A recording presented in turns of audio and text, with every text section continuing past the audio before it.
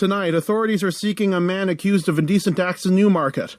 The driver behind a wild police chase in Mississauga is set to plead guilty. Councillors in Peel say enough with the water fluoridation debate. Possible rain, Pearson 29, North 27. This update is brought to you by Frank Cotolo on 148.ca. Sleep facts. Frank has answers on 148.ca/Frank. I'm Philip Hong from SRN National News. Now here's a doozy. North American Harness Update with Ray and Mike on SRN1. The starter has called the field to the gate. This field is in motion and approaching the start.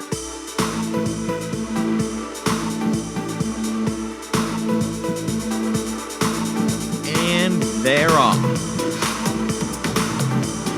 And it's a battle into the first turn for control.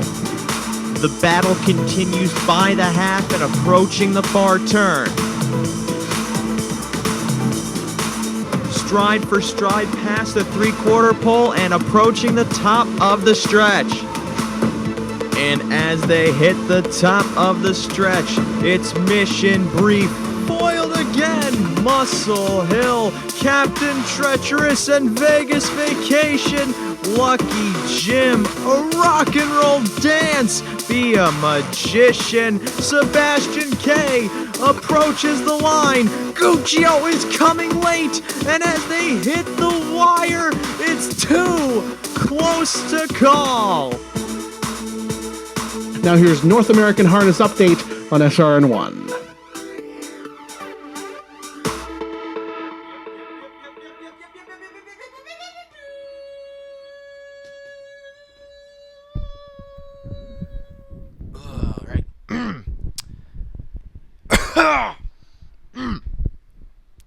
Hi.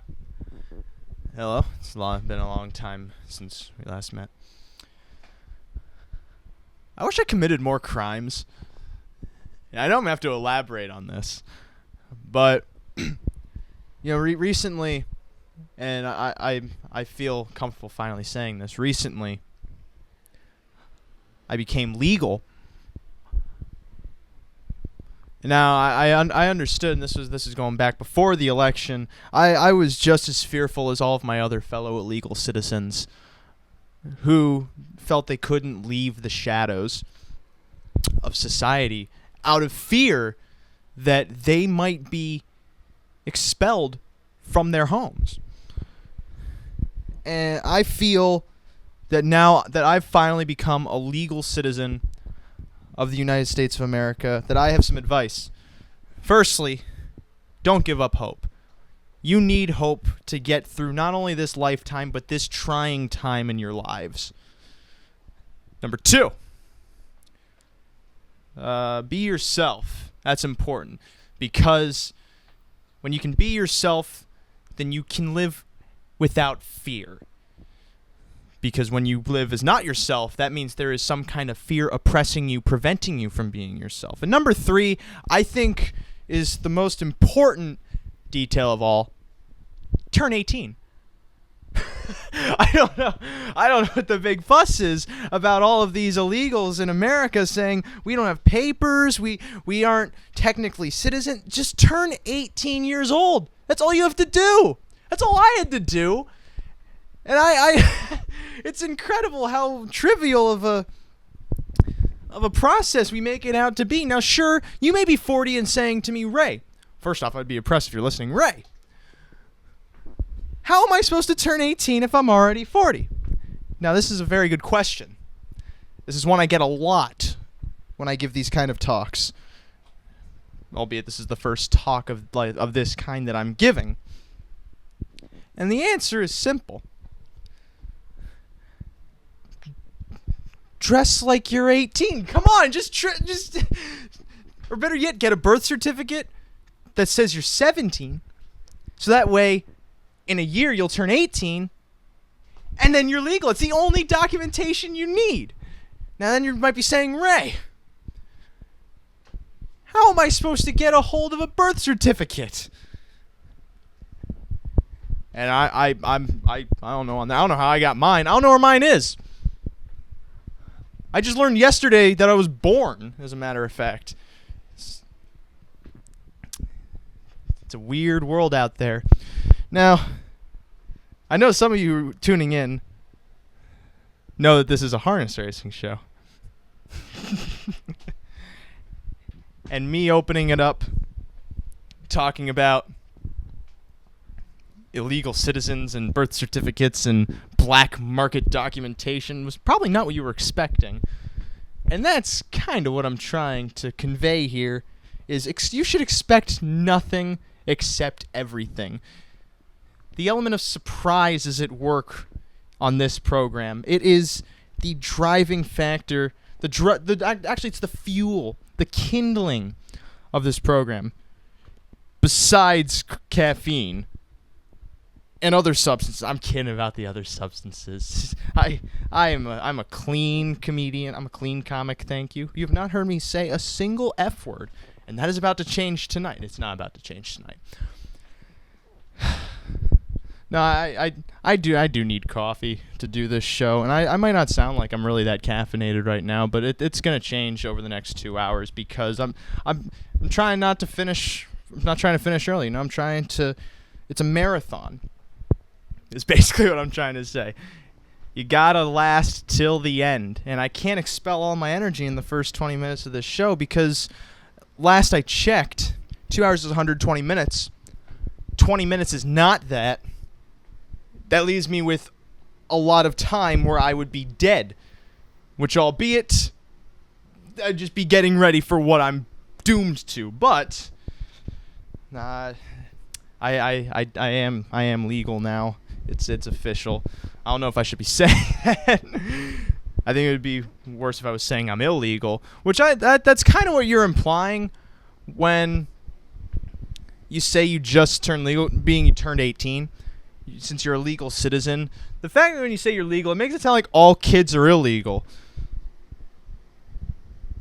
Which I mean, I don't remember. I don't forget my first points. I'm gonna get back to that, but I just gotta say, no kid is illegal. If there was a rapture right now, who do we agree is guaranteed to be taken first? The kids. Because they don't know how sex works. They're the purest form of man in existence. Besides Bob Ross. Well, Bob Ross is not in existence. I couldn't think of a better name than Bob Ross.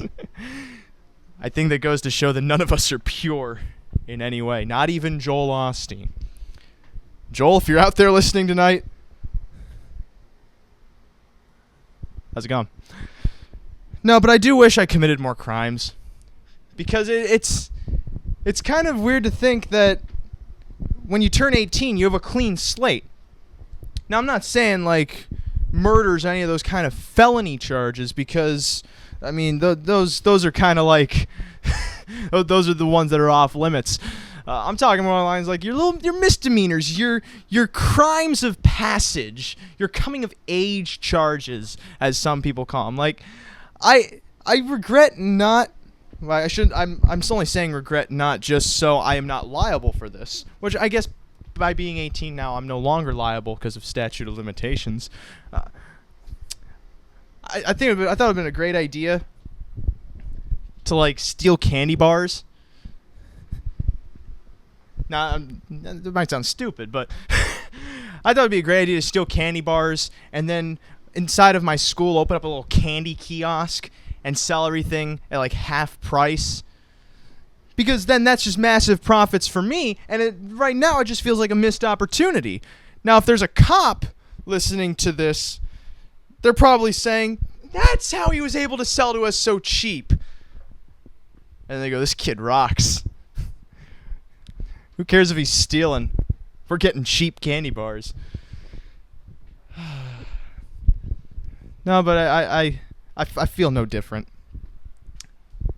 I woke up today the same way I woke up yesterday, which was like the same way I woke up the day before, but not like the day before that, because that day I woke up in the woods because I was camping. Make it sound so weird. It's not weird to wake up in the woods. It is when you're nude. But I wasn't. It was chilly that night. Which is weird because it's been so hot up here. So hot and so humid. Ooh. Feels like Noah could just ride the air with 2 of each animal right now. What the hell does that mean? That's the first thing that popped into my head. There's a lot of water in the air. How about we go back to Genesis with this reference? Everyone knows Genesis. I don't know where that voice came from either. This is fully the id taking control and the consciousness doing no effort whatsoever in filtering. But I should probably welcome you all to a harness racing broadcast, because that is at the heart of this show what it is. But it's also meant to be entertaining. At least what I call entertaining, which is the general definition of entertaining. And that's what we're trying to go for, because horse racing has such a niche audience that we need to expand our horizons in some way. And of course, me being the prophet that I was told I was, I have to be the one leading the charge. So that's why every week we bring you horse racing, but at the same time we try to have a little bit of fun. Just a little bit. We don't have too much, because that would get us arrested. And we wouldn't have a clean slate afterwards, because we're all over 18. So tonight on the show being North American Harness Update, we have the Pick 4 from the Meadowlands. $50,000 guaranteed pool that starts with race number 7. Race 6 is coming up momentarily in like 40 seconds, but we don't really care about that. We have also stakes coverage. I don't know if you could hear that. I was trying to emphasize the stakes coverage by banging this little, the support beam. That's what they call it. I don't know why we have a support. I know why we have a support beam in the basement, because there's a floor above the basement. That's what makes it a basement. We have analyses of the Meadowlands Pace, as well as its undercard, including stakes like the William Haughton Memorial, the Golden Girls Memorial, the Stanley Dancer Memorial, the Delvin Miller Memorial. The Golden Girls Memorial is actually very appropriate at this point, because I think there's only 2 of them left. And if you were a Golden Girl, may you please rest in peace. Also, thank you for tuning in. I wonder if they have radio in hell. Now, don't forget to, at the end of this show, more towards the end. I say the end because that's most likely where it's going to go in the hierarchy of sequentialism chronologically. We're going to talk about the Jackpot High 5 from Hawthorne Racecourse, because it's a mandatory payout, $500,000 guaranteed pool. It's a 20-cent wager.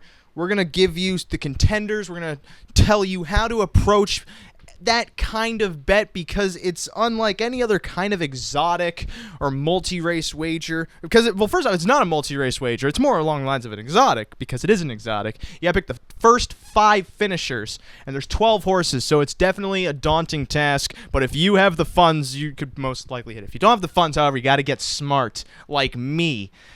I'm smart if you can't tell. I hit the Pick 4 7 weeks ago for $210.55, and since then, I've been a millionaire.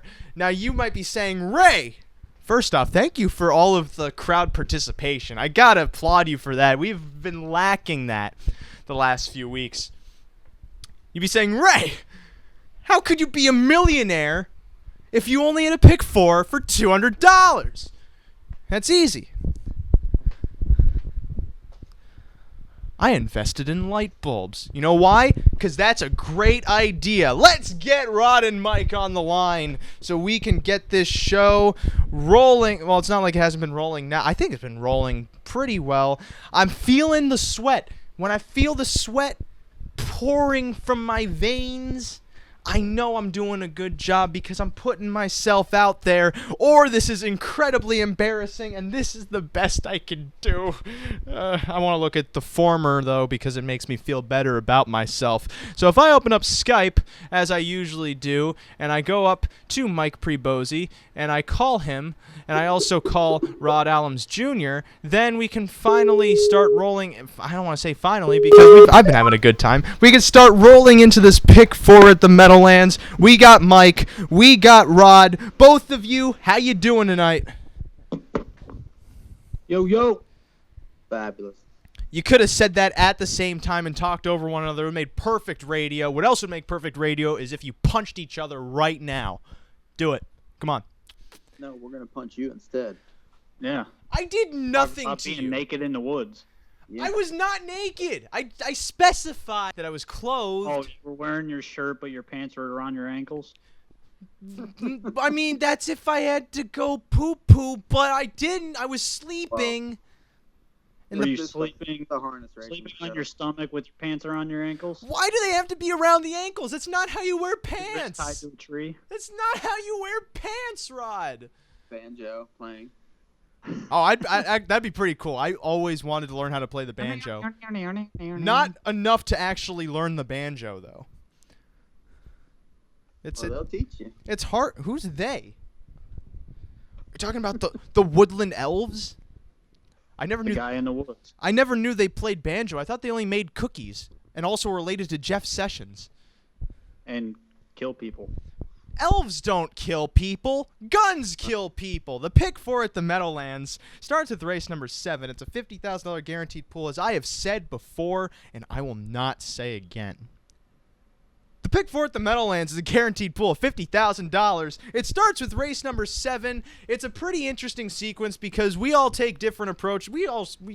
I say that as if it's something new. We all usually take different approaches, and most of the time mine are the best, but I just pick the wrong horses. So, this first leg is a filly and mare pacing event. It's a hybrid condition. Non-winners of 11,000 in the last 5 or non-winners of 15,000 in the last 5. We have 8 lining up here. Now I'm going to start with you, Rod, because it seems like you have no opinion of this race, and I want to know why, because there are some horses in here that seem like they just stand out more than others, and you go all nonetheless. Yeah, I went all here just because I couldn't toss enough horses in here to justify throwing 1 or 2 of them out. So, I mean, yeah, there are a couple horses in here that show that they're, better than others. But at the same time, you don't know how this race is going to set up because there is a lot of speed in here. And if everybody tries to go out of there, this could get into a 53 half, and it's going to be some random horse that you're not going to think of coming up, like Walk 2 Moons. So to me, like the Dandy's Beauty is a good example. Last week she got brutalized. You got a driver change to Marcus Miller this week, and she was 3 deep at the half, made a big move, huge fractions, parked the mile, and she's 12-1 in the book. I mean, that's a tough one to throw off. But then you got the open mares in the 3, the 4, the 5, the 6. So to me, it was tough to go one way or another because these open mares are racing at the small tracks and they're coming to the big track. So it's kind of tough to gauge some of those for me, and I didn't want to take the chance, so I just went all. I don't know. I thought you could have gone all but one if you didn't take Walk 2 Moons, because that one's probably the most far-fetched of all of them. But far-fetched still means a chance. By the way, I'm never going all but one. I gotta say to Charles, I am never going to stop bragging about hitting that pick 4 because it started what ended up being a meteoric rise in my position in my career. So I will forever remember it as a kicking stone instead of a stepping stone, like a kicking stone, because you kick it and the stone goes flying like an arc, which is also a parabola. But that also means it's going to come back to Earth eventually. But right now, I'm flying. Who cares if I'm coming back to Earth? I'm flying right now. But Mike, I got to go to you now. Now. I got to go to you. I feel like I'm taking it in the Falabra so far here, the way the show has started. I have no idea what you just said, but you still go deep in this race. It's an 8-horse field. You take 5 of them. I know, which is against my own rules. It is against your own rules. Let's talk about the ones I don't have, which is the one Blush Hanover, who I needed really bad last week and got beat an inch, and that was a stone cold perfect setup, and she was supposed to win the race and didn't. So now she's off my tickets. The 3 is racing at Tioga, and some of these races, the big race that she won was at Northfield, seems to prefer the smaller tracks. So I pitched that one also, and then the 8 Walk 2 Moons, who looked overmatched last week from an outside post. I'll use the rest of them. I do agree on the 2. I like the driver switch, and that was he did an early trigger pull on that horse and didn't expect to get parked, I think, at the half last time. She's definitely well meant. The 4 Newborn Sassy has tons of class and has been racing at Harrington from outside posts and just getting beat. This horse actually, I think, bigger track will help her. The 5, has won 2 in a row. That Filly and Mare Preferred at Yonkers. Those are legitimate races. Has made over 100,000 already this year. The 6 is proven at this place and was against Lady Shadow last time, and Penn Pot the week before. And then the 7 is that outside post at Yonkers. So I think those are the ones I'll use. 2, 4, 5, 6, 7. I hope those are the ones you think you use, because those are the ones I have on the graphic. I go 3 deep here. Now, I know you're against Blush Hanover because she lost for you. However, I'm giving her a second chance in the event she gets a similar setup from a better post position. I feel she's up against this is weird for me to say, not as strong horses. I mean, In It to Win a Fortune, in theory, because of her class and her form, should win this race. But if she ends up being part of that speed battle that Rod talked about, it could definitely set up for Blush Hanover to be in the mix. And I'm also expecting Dandy's Beauty, the 2, to not go a trip like she did last week, parking the entire way. It seemed like it didn't seem like it was, because she had to leave from post 9 and got no spot to sit at the rail. Now she is post 2, most likely going to be a little bit more conservative, maybe sit back a bit before making her move. And again, if that speed setup occurs, then I expect her to be there too. But of course, In It to Win a Fortune, if she goes to the lead, she's probably going to be done. She's always been better at chasing horses or sitting behind a horse. That may be the plan. That may end up being what just happens, is that she takes the lead out of the fact that no one else leaves. I don't know. But she is the best horse in this race on paper, and I feel is a must-use because of that. So I go 1, 2, 6 in the first leg. Second leg of this sequence is race number 8. It's a 2-year-old event. Ooh, I hear papers rustling. That's so analog. The 8th race is a 2-year-old it's a 2-year-old trotting event. It's a kindergarten classic. I remember this. I'm not even looking at a program right now. This is all from memory, and I'm so proud of myself. We all pretty much agree on the same key contenders in this race. Starting with you, Rod, though, you're the most confident. You only go 2 deep. Yeah, I went 6 and 7 here. Based on that last race on the 6 against the PA All-Stars, the horse raced okay, had a good mile, and, against these horses in here, the 2 is probably the other horse, but the 54 mile at Vernon doesn't impress me, and had a perfect trip as well at Vernon, so that's why I didn't use that horse. But back to the 6, had 2 really good qualifiers, just sat there, went around and chased some good horses, and then had that okay race over at Pocono last time. And then the 7, Kissing in the Sand, was probably going to win the race, go right by him, and made a break coming out of the last turn. And this horse is probably the most talented horse in the field, so it's hard to go against this one, but I threw on the 6 just because I think she probably fits and has raced against some decent horses. Now, Mike ended up going the route of security, and he did throw on the 2 that you were talking about, despite that iffy race over at Vernon Downs. Mike, I take it you did that because these are 2-year-olds. Well, I mean, the final time doesn't impress me, but those 3 final quarters and those 3 qualifiers impressed me. 27, 27-3, 27-1, all very good, all the best on the page. So I think that needs to be respected. And the connections are there. I mean, it's Burke, although Gingras sitting on the, Johansson horse, who was bet to 3-5. in that All-Star event, and I think you need to use that one. And I'm going to use the 5 also. And this is Rain on Me. This is Nifty Norman, who has been doing very well with his 2-year-olds and always usually does. And this horse had a nice qualifier at the Meadowlands, 27-3 kicker. It's Dave Miller, gets a perfect spot in the gate. And, some of these others have shown issues, obviously. I mean, a horse like the 7 that's going to be sub-even money has a break in the line. So it's 2s. Those are the 4, and I think you need to use them all. 2, 5, 6, 7. I give the 7 an excuse because she's coming off a smaller track and now coming to a bigger track. That means less turns and less scary times because these are babies and they get scared, and if they get scared, they go jumpy jump. But the 7 is good qualifiers at the Meadowlands, so I feel more confident in her because of that. She didn't show any breaks in those qualifiers, albeit pari-mutuels are a different arena, and that's why I don't single her. The 6 that Rod talked about makes sense. She at least has a start under her belt. It's an okay start. Again, moving to a bigger track will help her. Not only that was her first start in a month. She was off of a month layoff since her last qualifier, which I think was on June 16th, somewhere in that realm.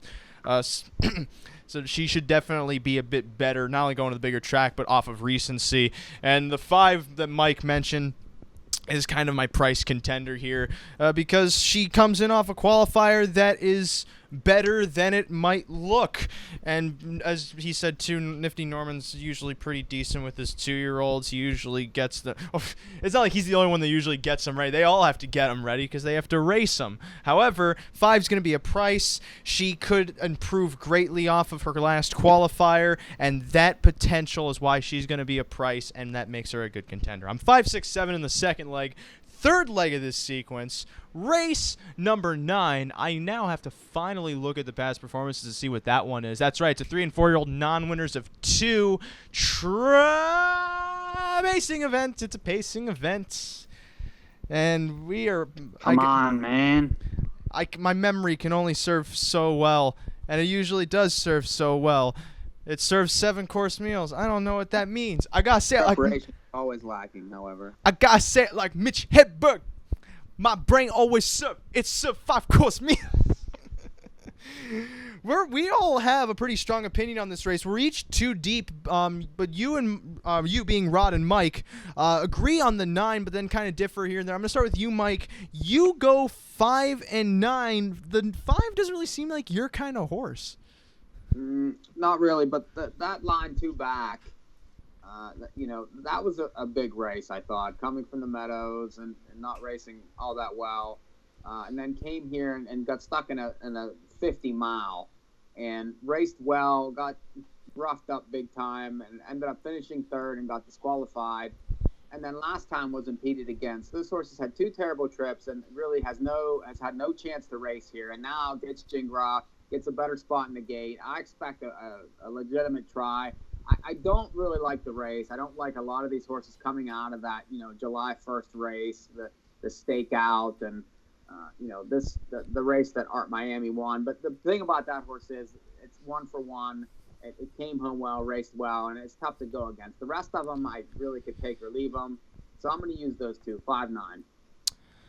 No, I'm going to speak about the 9 because I did not use the 9 specifically because of the post, and it seems like she doesn't really have the speed to position herself. I could also just be totally wrong, but then that also, by taking that stand, I'm trying to get a bigger payoff. But Rod, do you really feel that the 9 is the horse to be here? Because I know you also use one of my contenders with the 3.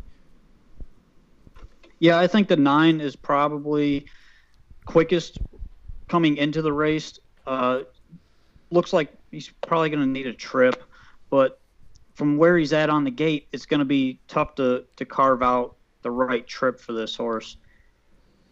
I used a 3 with him, stakeout, finished second to him last week, but was brutalized in that race. And Vinny Ginsburg, if he gets this horse in the right spot, drawn inside this week, had the 10-hole last week and left and was just hung out to dry.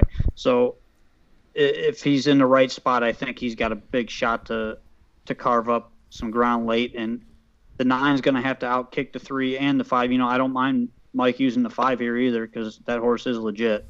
So I'm at 3-9 here. Who hangs their clothes out to dry anymore? That's what we have drying machines for. Some people also call them dryers.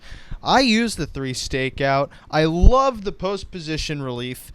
And that's about it. It does help that she had a pretty tough trip from post 10 because that shows, hey, if I was a little bit more inside, I might do a little bit better. And that's kind of the theory. That is the theory with her. There's nothing else behind it. I don't like the name. I think stakeouts are overrated. I've never met Phil Jasper, though it sounds like he could be a great rapper. I got no affinity to this horse aside from affinity attachment to this horse aside from that post position relief. And I also use the 1 Yo Apollo Creed, which that sounds like what everyone said to Rocky, and then Rocky goes, "Come on, guys. It's Sylvester." He raced really well in the slop last out, albeit he didn't really show much speed. He's probably not going to show much speed again from the inside, but that might not be to his detriment because if he gets a rail trip, somehow gets room up the rail, he shows that he can close pretty well. And if somehow the race sets up for that, I could expect him to be there. At the very least, he should probably hit the board, and by that logic and the fact that I don't think anyone else in this race is really worth looking at or considering, Yo Apollo Creed, definitely worth using. 1-3 for me in the third leg. Final leg of this sequence, race number 10. I remember this one. It's a non-winner. It's a $5,000 trot featuring one of our favorite horses and the horse most likely to win this race probably, Highway Marcus. Now, Rod, you can challenge me on that because you don't use Highway Marcus and you go too deep. I don't use him. Based on the fact that we use this horse every single week, and he's gotten there a couple times, but, including last week. In this field, Mike and I... I'm saying he got there a couple times, but I didn't want to use him this week. I just had that gut feeling that he wouldn't get there this week. So You mean you're wrong? Listen. I'm listening. For the past 5 weeks, who's hit the pick 4? Hey, 7 weeks ago, Rod. It's 7 now. Yeah. Here we go. I got 3 of those times, so I can't really feel that bad. But I went 5-9 here. War Cry Hall had the 10 hole last week, had no chance from where he was at. It was a slow pace, and gets a driver change from Pat LaChance to Corey Callahan. So, that's definitely a positive on his side there. And, he's always competitive. And I like this horse. He seems to try, and he's going to be in a good spot anywhere he's at. And then I also used the 9. Had 2 qualifiers. They were okay qualifiers, and then had that one start last week over at the Meadowlands and had absolutely no chance, just went to the back and sat there. But it was a good tightener mile, and excuse me, this horse obviously has the talent to do it, and he seems to be a lot better this year than he was last year. There had to be some kind of quirk with him where he was making breaks and just wasn't performing last year. But he seems to be back on track now, and I think he's set up for a good race for her second start back.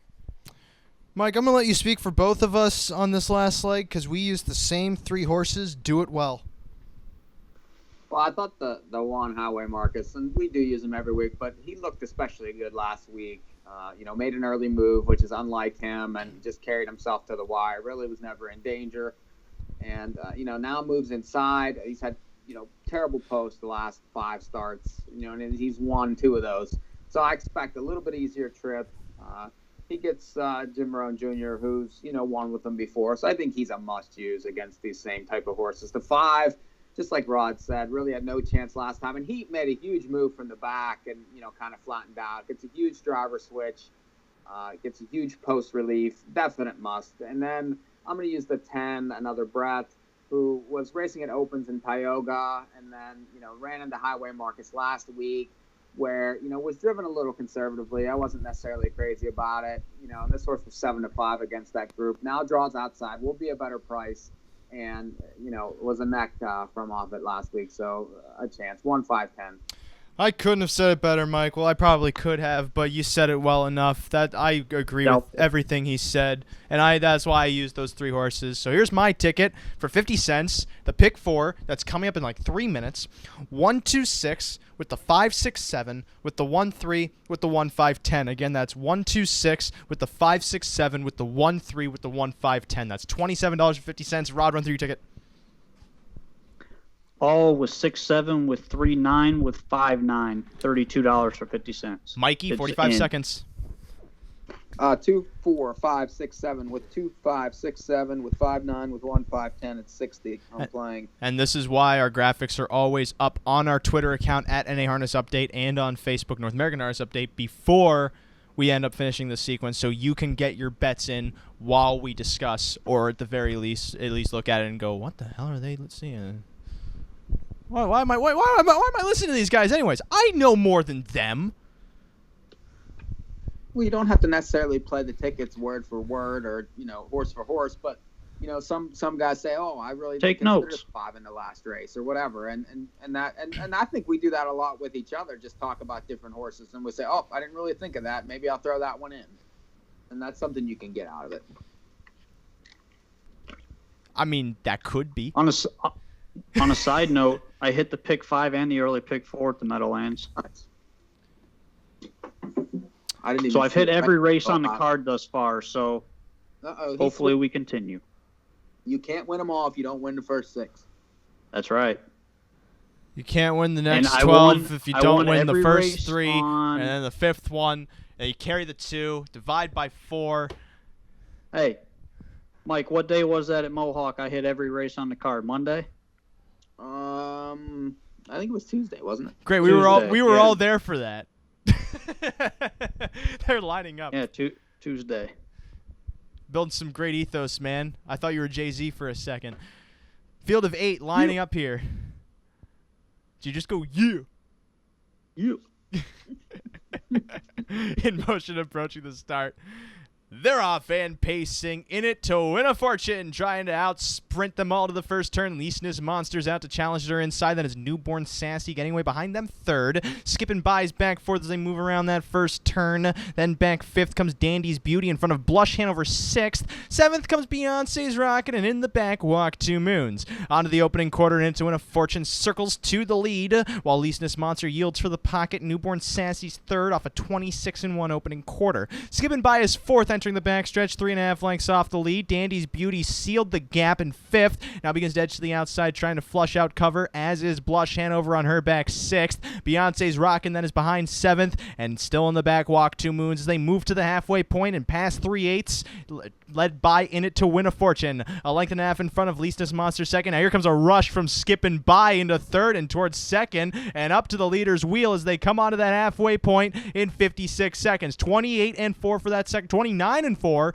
that second quarter as they move on to the far turn. In It to Win a Fortune lets her by. Skippin' By, the new leader now as they move on to the far turn into three quarters. Dandy's Beauty's uncovered, moving up towards third now. Locked at the inside, Leasness Monster second up in the flow. Blush Hanover then in the pocket. In It to Win a Fortune, she begins to tip to the outside as they come on to three quarters, and Blush Hanover circling by. Dole covers. Dandy's Beauty is stalled. Beyonce's Rockin' on her back, still chasing. Skippin' By in 1:23.3. She's a length and a half in front of In It to Win a Fortune, yet to pull from the pocket. She's angling out now, and deeper on the track, Leasness Monster third. Newborn Sassy dives to the inside and is pursuing Skippin' By fastest. Here's Newborn Sassy to the inside. Leasness Monster's rushing on the outside, but Newborn Sassy dove to the rail. She's holding the lead, and she's gonna get there. Newborn Sassy rushing up, a half-length winner from Leasness Monster. A photo for third then between Blush Hanover and Skippin' By and In It to Win a Fortune in 150 flat.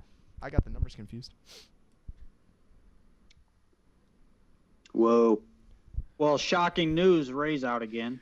Okay, Yeah. you want to hear something fun, all right? Here's something fun. Last week I had a pretty big ticket, and I said to myself, I can't give this out. I got to toss some horses. The horses I tossed in the sequence won the first leg and the second leg. This week, I had 4 in this race, and I cut it down to 3 because I said, Newborn Sassy, I mean, I feel like the race was set better for the 1 and the 2, and the 6 should probably win, so I'm going to get rid of Newborn Sassy. Needless to say, Newborn Sassy, a half-length winner at 4-1 in the first leg of this sequence. Let me help you with something here. It's no guts, no glory. That's all I have to tell What do you mean no guts, no glory? It was all guts. I cut my ticket down. I was willing to be wrong. Cut it down to losing. Cut it down all the time to losing. I was willing to be wrong. Yeah, just keep losing. Yeah, keep that way we cutting can the winners make out of money. every ticket. That'll help. Don't view my efforts as valiant. Okay, all right. Don't view me as a saint for putting myself out there to be wrong. I tell you this all the time. You know, I play the amount of money I think it's going to cost me to actually hit the ticket. Meaning that, yeah, I could play every ticket for $4, but my likelihood of winning is very small. But if I can play for 60 and win, that's what I'm going to do. But most of the time, Mike, you get only a 100% return. You only double your money. Okay, but I'm still winning. You're losing, and there are times whenever I get 1,500, 2,000. Loser. Okay. You know, I didn't think I was back in How many high times school. have I done that? Many. I have the show specifically to be not reminded of high school.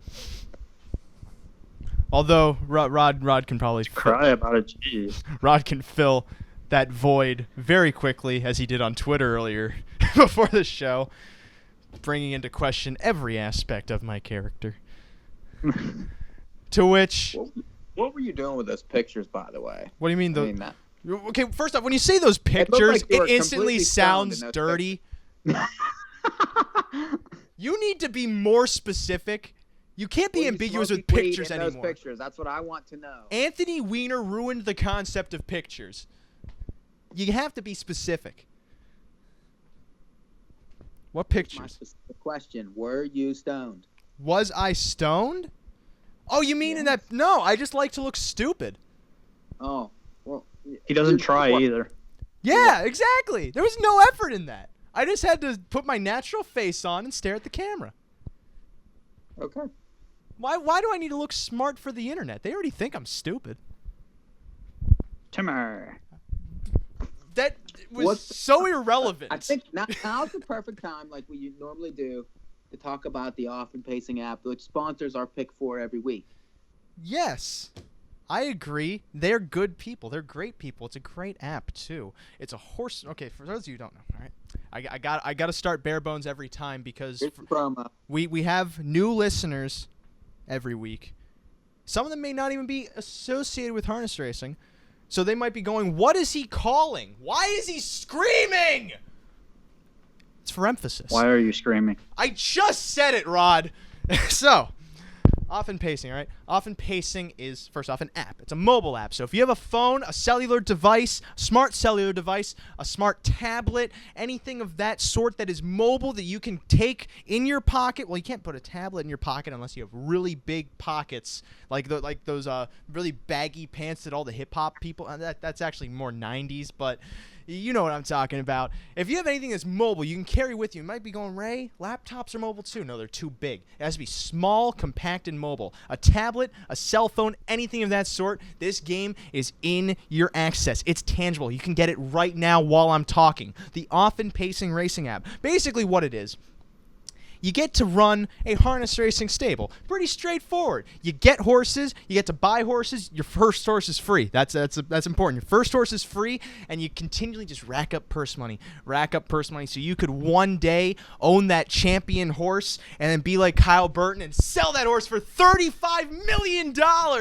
And then you get to coast through the rest of your life because you're now a millionaire in the Often Pacing Racing app. You can breed horses, race horses. You have full control of how to manage your horses. You can stake them, you can put them in claimers, you can choose any kind of condition to put them in, different tracks you can put them at. Each horse fits a different track. There's a lot of idiosyncrasies that make the game very interesting and engaging because there's a lot of strategy involved in how to place your horses, how to stake your horses, how to classify your horses, and that's all on the Often Pacing Racing app, which Mike did say they do sponsor the Pick 4. If you haven't noticed, they are. We have a little reminder on the top right of the Pick 4 graphics. Often Pacing. If you're wondering what that was, that's what I'm talking about. It's the Often Pacing Racing app. We all have stables on that game. I, of course, run the empire of the Zingies, Donuts, and Horses. And then you guys run some crap that I don't really care about. The thing for the what's it called? Yeah, exactly. What are you talking about? Did you win the logo contest or whatever it was? No, I finished second because Kyle is a little... Okay, Kyle, if you're listening to that, Kyle, you're a twerp. I think Kyle was lobbying. I just want to say Kyle was a twerp. Not only that, I think he kind of cheated because he admitted to ripping off of the KGB logo, the Russian KGB logo. Now, I know for some people Russia is a swear word, and I'm going to say I can say a lot worse swear words, and I know you could say twice as many, but I feel that that's unfair. Did you see that Kyle spent $27 million on a 0-year-old? Yeah, he doesn't care. It's a game. But that's the thing too, is it's interesting how seriously people are taking this game, and also, and I say this on the broadcast all the time because we do the periscopes. We periscope some races, we call some races from Off and Pacing. Occasionally have some real life drivers. Some of them we heard tonight, like Marcus Miller, Corey Callahan.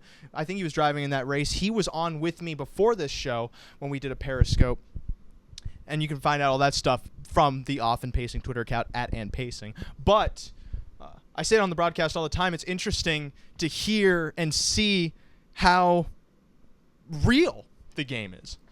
How people speak about it as if it's real racing. How they feel as if it's real racing. And I always say that speaks to how effective of a design and how strong of a game it is. Because you're able to feel that.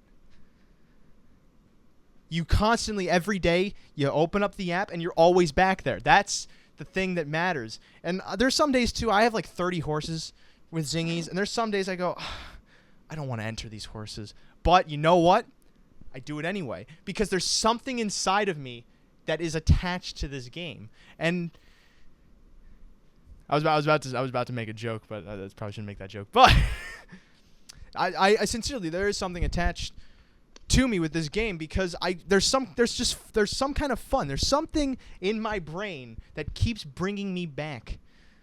Albeit it might be because I own a really great stable and I have a horse like Zips Xavier who's earned $3.4 million and I think won like 3 of the 360 sprint, whatever it's called. No kidding, you got that one too. That's nice. I'm assuming because she won the first 2 legs. I'm assuming she did well in the third leg too. But there's something about just I can't explain it. That's the thing. You have to play it for yourself. Well, you spent like the last 5 minutes trying to explain it. Because I'm a wordsmith, and my job in life is to try and describe the undescribable. Thanks. Oh, hey, how old is that horse anyway, Zips Xavier? She's a 2-year-old. Nice. That is nice. I thought she was 3. That's I got some creepy. good ones. I think they're going to be nice, too. I got a couple nice 3-year-old fillies, and I got a couple of 2-year-olds that I haven't staked, but I've already made $150,000 with those 2-year-olds racing in condition races. So none of them are Zips Xavier. But my 3-year-old fillies flash for them beads.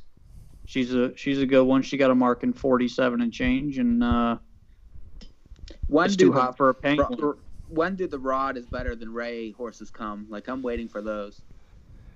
Mike, I've got one. I've got one that's a 2-year-old. I told you about last week. That one's racing. It's a 2-year-old filly. There is 7 yearlings. I think I'm going to register 5 of them. That's pretty good then. I think they're pretty good. I've got some good ones. You know, Rod is cooler than Ray. Bet Rod's NAHU picks. Rod's pick 4 wins. That's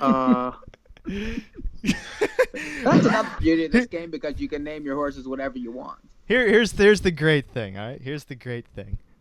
Not about the game. Here's just the great thing in general. All right. I lost it. I lost what I was trying to say. Oh yeah, I remember.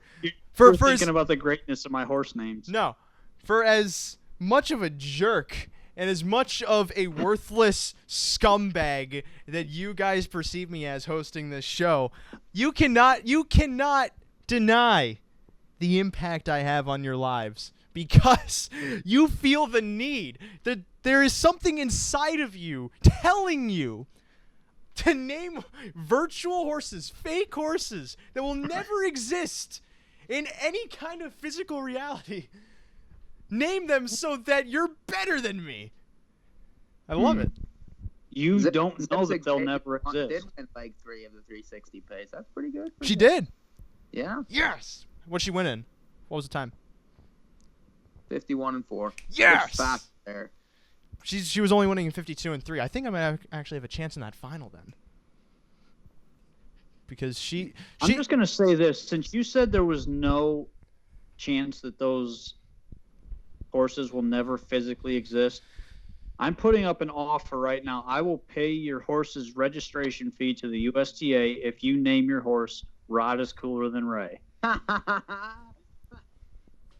But then any owner, trainer that has a horse, a yearling or 2-year-old that you're going to register, if you name it that, I will pay your registration fee. I will also say, if your yearling's name has anything to do with Donald Trump, he will definitely pay your registration fee. No, I won't. No, I mean, like, if you're changing the name from Trump to that. Oh, yeah. Yeah. If you want to change it. God, don't get so offended, you little snowflake. Little snowflake libtard. I can't take myself seriously saying stuff like that. It's so stupid. We're at the Meadowlands, by the way. Yeah, 0 minutes to race 8. Right now, 3-5 on a 2-year-old? That is, that's risque. With 3-5 first time also. That's stupid. I like the 6-1 on 6. And 6 looks good on the track as well. Well, I see 3 6-1s, and I think Satan is going to emerge from the pond in the center of the track. This is going to be Lucifer's pace. Rod knows that because Rod listens to death metal. Does death metal ever have a song about Satan going to the racetrack? I don't listen to death metal. Death metal is terrible. But I thought that's what Lamb of God is. He listens to Jay-Z. Yeah. Lamb of God is not death metal. I don't know. Christian rock or something. Lamb of God is Christian rock? What the fuck? There are different genres of metal. Lamb of God is not Christian rock. I don't think any Christian outlet, the Christian Regulatory Board, all right, because I know that there's one that exists, would not allow a band to be named Lamb of God just for how sacrilegious it is. I don't think so. No, just so you know, before their name was Lamb of God, the band name used to be Burn the Priest, so they had to change that for obvious reasons. You see, it would have been better if you said it was like Denny and the Menaces. No, it was Burn the Priest. Not to be confused with Judas Priest. That's an important distinction because they are kind of different. They're a lot different. But no, I was listening. When I Snapchatted you earlier, I was listening to Chief Keef, and then I was listening to Whitechapel. Rod, you may want to check my Instagram because I have the promo for tonight's show is just for you. In the promo, for those who have not seen, I play your midlife crisis, and that's all you need to know. Sometimes you just got to make noises. Noises make life worth living. And they aren't noises that you guys enjoy, so that makes it even better.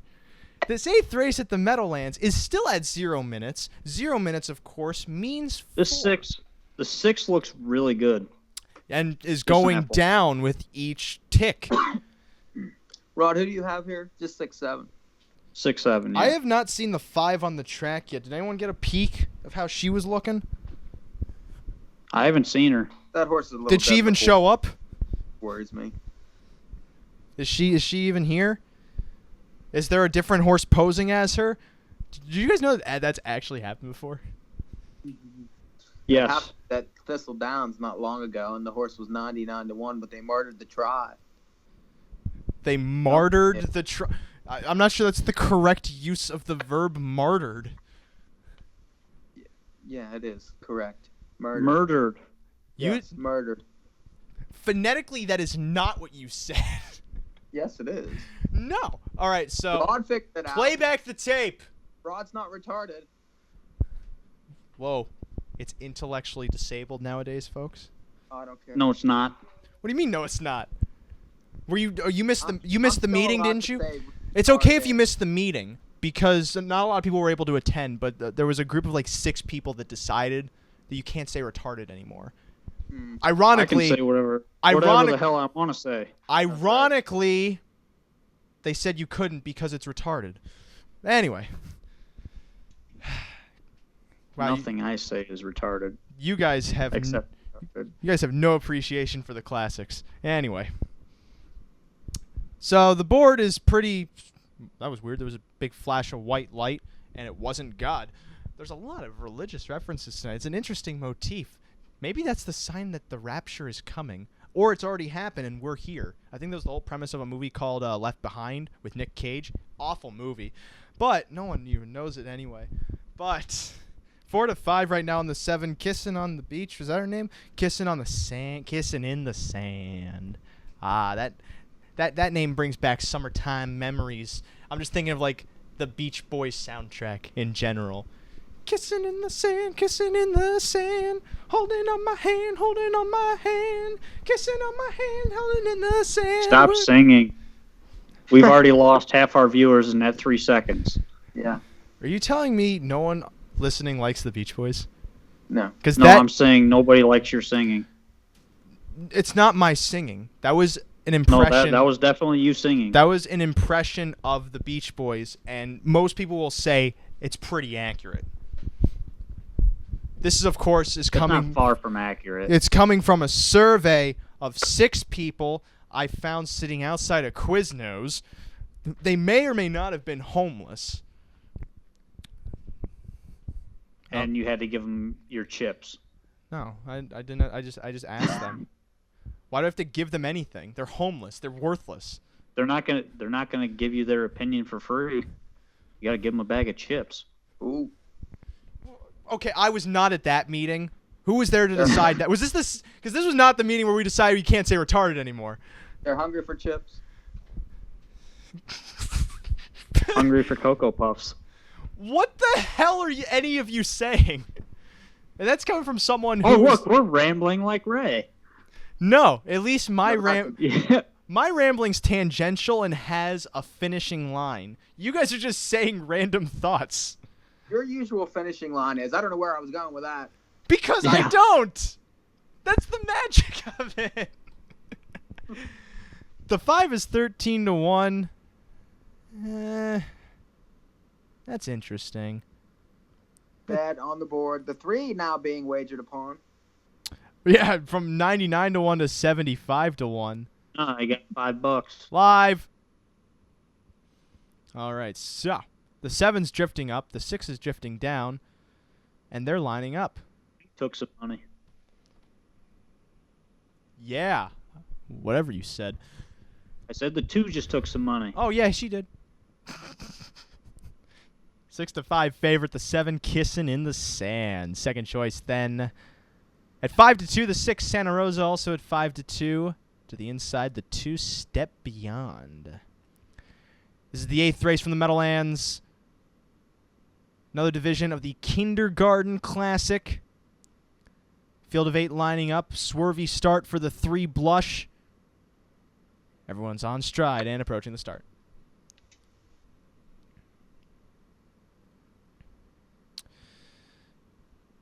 Off and pacing, Santa Rosa is blasting away for Xeron. Then to the inside comes Step Beyond, moving up for second. Kissing in the Sand floats away for positioning. And Sweetest Devotion to the inside. Going to get away 4th around that first turn while Rain on Me sits 5th, moving to that opening quarter. 6th comes Blush, wide of her. Act Like a Diva, head down. Now moves up 3rd to last, 2nd to last Blush, and trailing the pack odds on Cheddar. Moving to the opening quarter, Santa Rosa is a length and a half in front of Step Beyond, sitting second. 28 seconds to that opening quarter. quarter. Third then comes Kissing in the Sand on down the backstretch. And here comes Step Beyond now, out of the pocket, brushing to the lead, taking the lead before the 3/8 pull.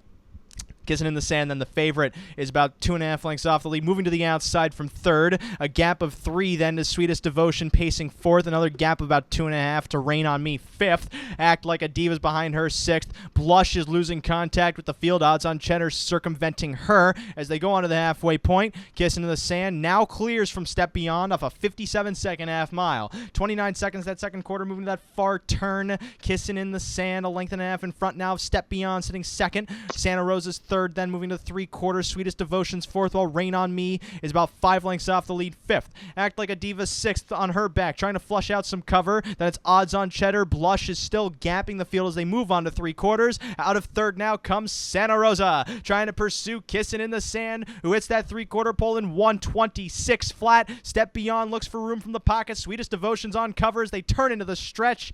Kissing in the Sand, 2.5 in front now as Step Beyond chases second. Deeper on the track, Sweetest Devotion, and towards the center, Rain on Me's closing in. But coming to the 8th pole, it's Kissing in the Sand, clear by 3 from Step Beyond. Then Rain on Me closing for third, Santa Rosa fourth. It's Kissing in the Sand. Striding away from Step Beyond, Rain on Me and Act Like a Diva close for fourth in 1:53 flat. That was a big mile. What happened to the 6 there? She sucked. And on that note, we got to go to Did break. not race very good. We're going to break. Fine. We're going to break everything because we're rebellious. Fine, maybe I will. Gosh. That was a pretty good Napoleon Dynamite. I have the best Napoleon Dynamite. Ask anybody. Anybody? Was that you, Rod? No. Eat the taunts. Eat the taunts! We're going to break. When we come back here on North American Harness Update, we're going to have no more Napoleon Dynamite, all right? John Hader. Sure we will. John Hader's moved on with his life. He does not want you to talk about them, even mention that movie to him. Or is it John Heater? I don't know. Heater. The phonetics to that name are unknown by any kind of population because he's unknown too. And I think he likes it that way. But we have stakes action to talk about in the second hour. Meadowlands Pace and other races. I was about to say junk and crap, but I don't want to use that derogatory language because it's not junk and crap. Most likely, you're not going to put a lot of money on them, but there are some opportunities where we could probably make some cash. And we'll let you know those when we get there. For now, let's sit back, relax, replenish our beverages, go to the bathroom, do anything. Meet us back here for the second hour of North American Harness Update. Stay tuned for more here on SRN1. Half right.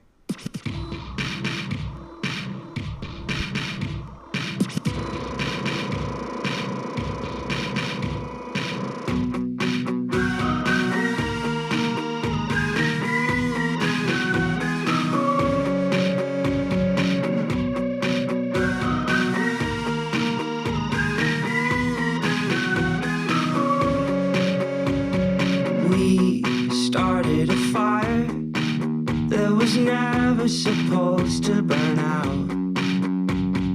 You started a band that was cool for a while, but it turned pretty bland. I started a fight with a neighbor next door and his pesky wife. You started a job that you hate when you're sober and hate even more when you're not. I know you hate me too.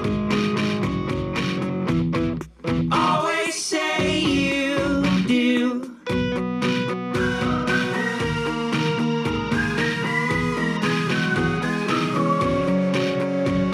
And you moved to Japan. Thought a clean bill of health and a camera could show you the plan. I bought a bird that repeats what I say, but I'm lonely is all that he's heard. You found a guy that is clearly the opposite me with a black motorbike. I digged around, but it's just like a movie. This picture is off with the sound. I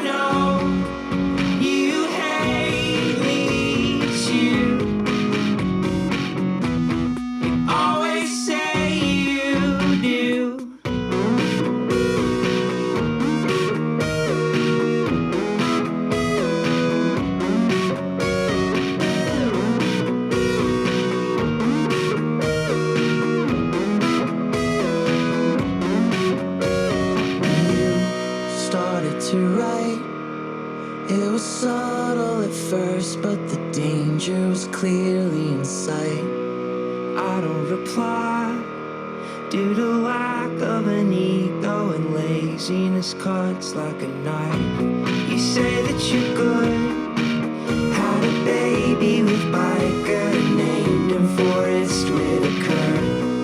I'm laying low on the probable chance you convince me to give him a home. I know you hate me too. You always say you do. I know that you hate me too. You always say you do.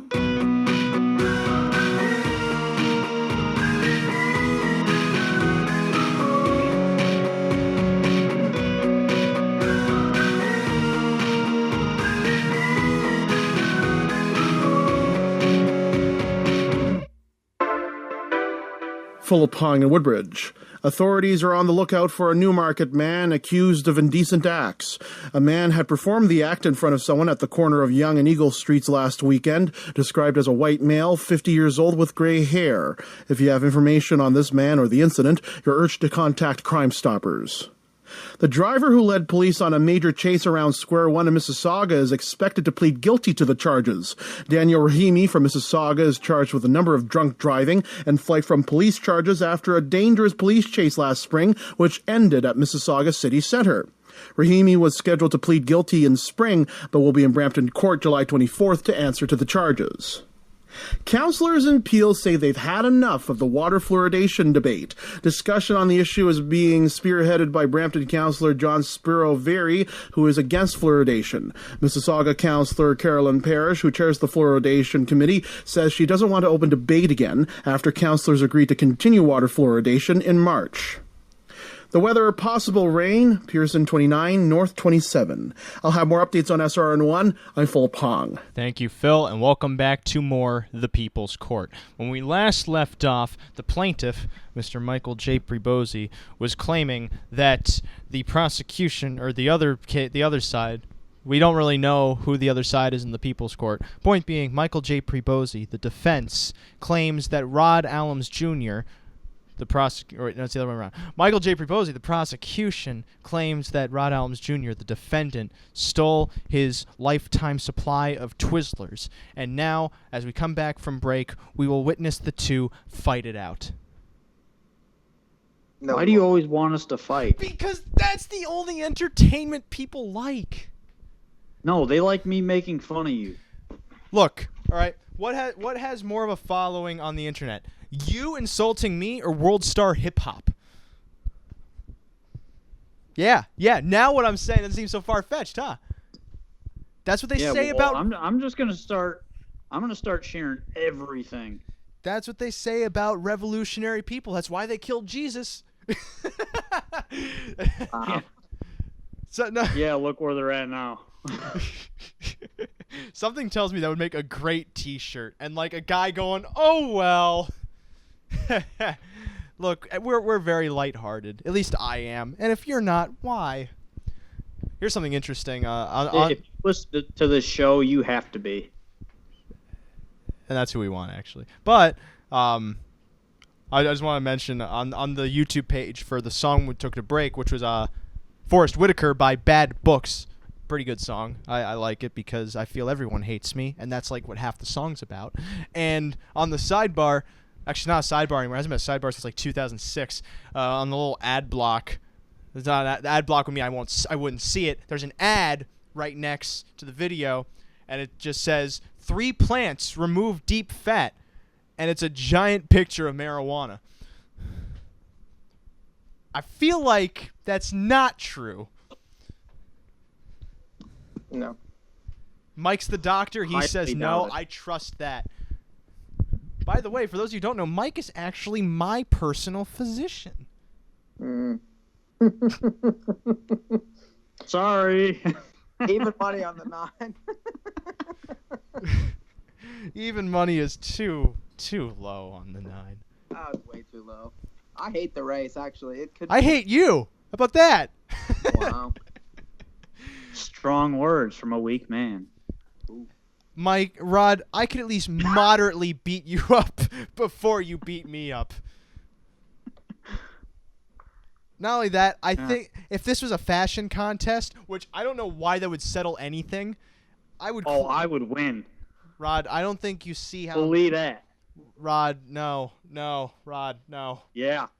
Rod, Trust me on that. Rod, you're what, I 37? look damn good. Rod, you're 37? All the damn time. 37? 34? 30s? Your 30s? Nope. You're not in your 30s? Nope. Oh, God, it's worse than I thought. 40s? Funny. Okay, it's at least a little better than I thought. Late 20s. Yeah, I'm 29. That's 30, Rod. God damn it. Look. Almost. Look, Rod, you're 29. You're still wearing Hollister polo shirts. This is me trying to help you. One, because they look good. This Two, because I'm too damn cheap to go buy new clothes. Nothing says cheap like Hollister. Yeah, exactly. No, I get my clothes on clearance at Kohl's for like $8. And I get snazzy clothing. My clothes I have to wear to work, and I have a dress code. The dress code is teenage boy shirt. Teenage boy seeking girl, which was a screenplay I could not sell to Sony. If I wear polo shirts, I either have to buy Hollister, Arrow, American Eagle for $15-20, or buy the expensive crap for $50, and I'm not doing it. You realize you can get a polo shirt for like $8 on clearance? No, you can't. Yeah, on clearance. And you get even cheaper if you get it off of clearance. But the catch is clearance is very fat and sweaty, so it's not going to be in the best condition. We have a lot of races to talk about, and this crap is not getting us anywhere. It is getting us to be Talking about much payout better first, looking we got people. all week. Nobody cares. What do you mean? Nobody cares about the racing either. Why should we care about anything? We're all going to die. I care about the racing. It's just a I make distraction from us dying. We can get a race in. We can get a couple in. I wanted that silence to just stay there as a symbol of what will be in 90 years. I'll have to bet this 5 here at 6-1. I love when you guys uproot me. It's fun. We have boys because you talk about this crap for the next 45 minutes and be like, oh yeah, we got a few races. Hey, give the first race. Because what is there really to talk about these races? We all have our opinions, and we're probably not going to change those opinions. I'm probably going to challenge you guys because I think you're wrong most of the time. But I have to instinctually laugh. Miller. We got to get the Delvin Miller in. I was just about to say, before we get to that, I had to say I only laugh instinctually so that way I don't come off as that big a narcissist. The Delvin Miller Memorial is the first race on tomorrow's stakes program at the Meadowlands racetrack. Of course, headlined by the $700 and whatever $1,000 Meadowlands Pace, a signature 3-year-old pacing event, which we will get to later. For now, we got to talk about the earlier stakes program action. Del Miller is one of them. It's the first division of the Del Miller. This is a pretty straightforward race. You have Ariana G starting from the inside, and that basically makes this race about whether you're trying to beat her or not. Now, sure, she is beatable in some situations because mathematically speaking, every horse is. However, is that likelihood most likely going to be lucrative enough for us to even try to beat her? One of you. Okay, Rod says a blunt no, and I like that.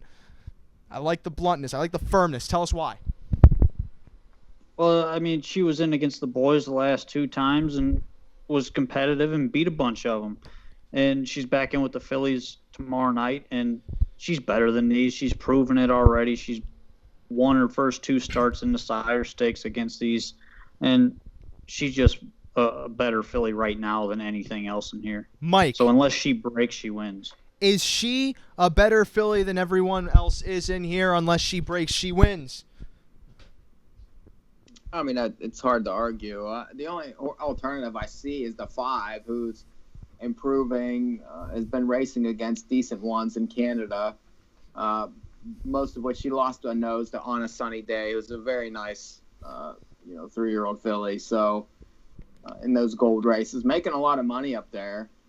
Probably not quite the horse that the one is, but that would be my alternative. It's not hard to argue because I could argue with any one of you any day of this week.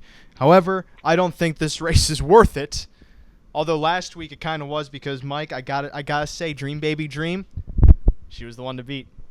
Oh, good for you. And Overdraft Volo ended up going off the favorite, if we remember last week. I think it was real close between the two. I think. No. The Overdraft Volo was 3-5. Dream Baby Dream was 6-5. 6-5 or something. 3-5 to 6-5, Mike. Come on. I know you got that selective memory. I can look it up if you like. You can look it up. It's 3-5 to 6-5. All right, whenever. Let's look it up because I can't really handle. No, this. you look it up because you're the only one that cares. So yeah, basically, Your mouth off. I know that.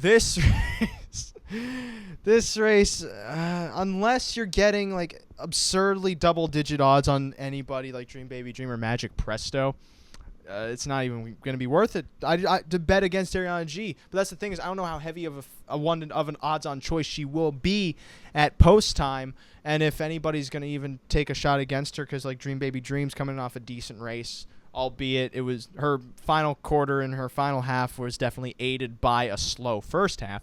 And she's not really of the same caliber as you see in her New Jersey Sire Stakes efforts and such, and most likely is not improved enough to have reached that caliber yet. So this race is basically at your discretion what you want to do. Ariana G is the favorite. You don't need us to tell you that.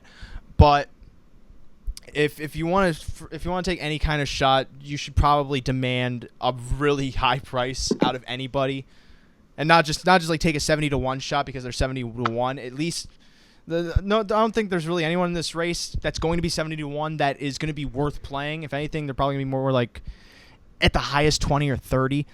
But that's assuming Ariana G's really played, which I don't know at this point. And that's as much as I can really attest to about that race. Now, Mike, I assume you pulled it up by now.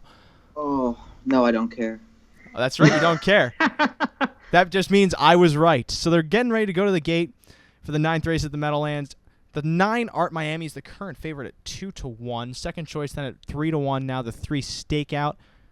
I just kissed my microphone. That was weird. Then third choice at 7-2 is the 7, Southwind Jensen. Make love to the microphone. No. Yeah.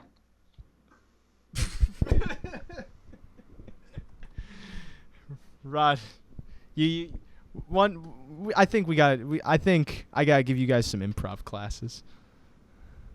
I think that would be fun. I don't need improv. What do you need then? I don't need anything. A beer.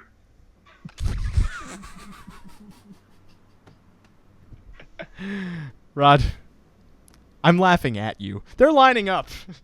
You shouldn't. I mean, I laugh at myself, too.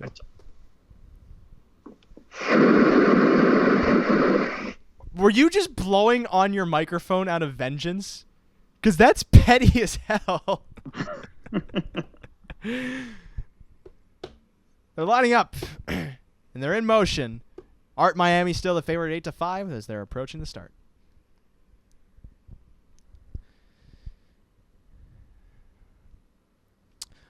Off-and pacing, Art Miami is firing from the far outside while Big Stretch Mark and Medieval Dragon leave towards the center and go for positioning around that first turn. They grab the lead and second. They're going to battle it out, actually, as they move on to that opening quarter. Medieval Dragon, wide of Big Stretch Mark, progresses to the lead now for Jingra. Yo, Apollo Creed behind them in third, while Buckeye Chrome gets away fourth, a slight bit off the cones on his back, then Stakeout is fifth. Art Miami got away sixth, then in front of Southwind Jensen seventh.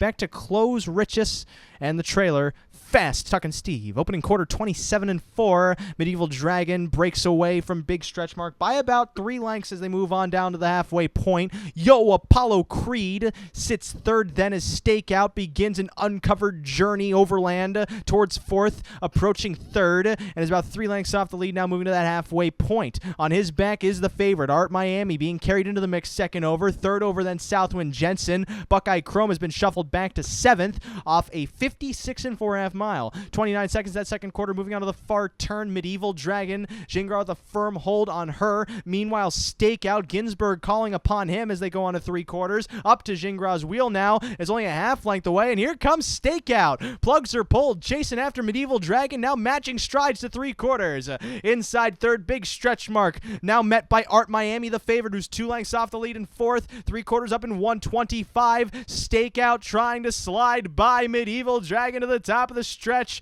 Big stretch mark behind them's going to need room. Art Miami kicks off cover deeper on the track than is Southwind Jensen. Still trying to get to Medieval Dragon, who maintains control to the 8th pole. Stakeout is drifting a touch to the inside, big stretch mark, and Southwind Jensen's rolling from the center, but Medieval Dragon has it. Medieval Dragon has won it. A length and a quarter in front of big stretch mark to the inside second. Third then Stakeout from Southwind Jensen in 1:52 flat. Wait a minute. Who's The only throwout I had all night. Wait, who's still alive? I love how you guys are. I admire your guys' passion for this, but in the grand scheme of things, You cannot have it. none of this matters. No, wait. Before you even keep on going, All right. you're not allowed to say anything because you haven't hit it. Not yet. But I still have a chance. No, not you. I'm talking about Ray. I can say whatever I Ray's want. like, oh, it doesn't even matter. It don't matter. Hey, it's just a pick you four. can't live by the doctrine of I say whatever the hell I want if you won't let me say whatever the hell I want. Ooh. Yeah, but you can't Let's get say back to that. races. It's already 10:30 or 10:20. Yeah, it is. Yeah, it's not 10:30, so we have 10 minutes now. Okay, fine. Ms. Versatility. I think it's the third round of the Ms. Versatility at this point, if I'm not mistaken. I gotta scroll back because I was on the very end. I don't think we need to spend a lot of time on this one. No. Hanover. Turn the page. Stanley Dancer Memorial, first division of 2. Now this one is interesting because Wallner's going to be a very heavy favorite, and if that's the case, we could get some decent prices on some other horses, but the question is, because Wallner is so fresh, is it Wallner or Vollner? I don't care. I'm going to call him Wallner. Wallner is only making a second start of the season. He has a lot of qualifiers before this. And some may say off that mile he's droves the best over. I keep saying droves. He's loads the best over everyone in this division. However, he's yet to race in a stake. He still technically has to prove himself in that arena because he's only been racing in qualifiers and such. Where do you guys rate him in strength of favoritism, especially from that outside post? I think he's a monster personally. I mean, it's difficult to. I mean, nobody's been close to this horse when he stays flat. I don't. I mean, this race is the tougher division. The 7 is a legitimate animal that sort of is a bit opportunistic, but is getting better, I would say. But I don't know how much. I feel like the 8 is fast enough to control the race no matter what post it's in, and that puts everybody else a problem because nobody's coming first up against them. So that makes it too easy. Yeah, this horse is just a monster. It's tough to go against him at any point, and if you do, you're just hoping that he breaks. Okay, watching that race last week as just a prep race, he drew off, and I mean, he didn't even pull the earplugs on this horse. He was gone. And So that was this horse that were half decent. Yeah. That weren't slugs by any means. Yeah, those were good horses he was in against last week, and he's going up against the 3-year-olds this week, and like you said, he hasn't been touched when he stays flat against these things. As a 2-year-old last year, is what you're basing it off of. But if you watched the race last week, he was just an absolute monster. Well, I want to stop stuttering, and I also want to stop this whole idea of it's tough to not use, because anybody can be stupid enough to not use, including me. Because say what you will, I mean, Wallner has certainly stood out in his speed against the rest of the division, but at the same time, I don't want to concede to something that I feel to someone that I feel could be beaten in some circumstance, and it's all price shopping for me, because to his inside, Devious Man, I feel like could get the kind of setup he needs, because if you look at his racing style, he races his best grinding. He loves to be chasing someone, and if you're assuming Wallner is going to be on the lead, Devious Man's most likely going to try and sit back and then have a decent one to chase. Now then that comes into the argument of, is Devious Man better than Wallner, or is he just going to end up chasing him for second? I don't know that. I know that if Wallner is bet down to 1-9, Devious Man could be around 9-1 or higher. Or maybe that's the price you'd be wanting from him, because otherwise this race really wouldn't be worth playing, because Devious Man is the best horse in line next to Wallner off of that speed and off of those lines. And really, it's either that or pass. Pass. The Delvin Miller Memorial, second division. Just I like the 5 just because he's a closer. He's getting back to the big track, and a lot could get tired chasing. This horse will be going late. All right, I think Bill's Man would be better than him, but he's also going to be third choice. Delvin Miller Memorial, second division. This is now here's I'm curious. Are you guys entranced is the word. Are you as entranced by Glitzy Gal as I may assume, or are you guys against Glitzy Gal here?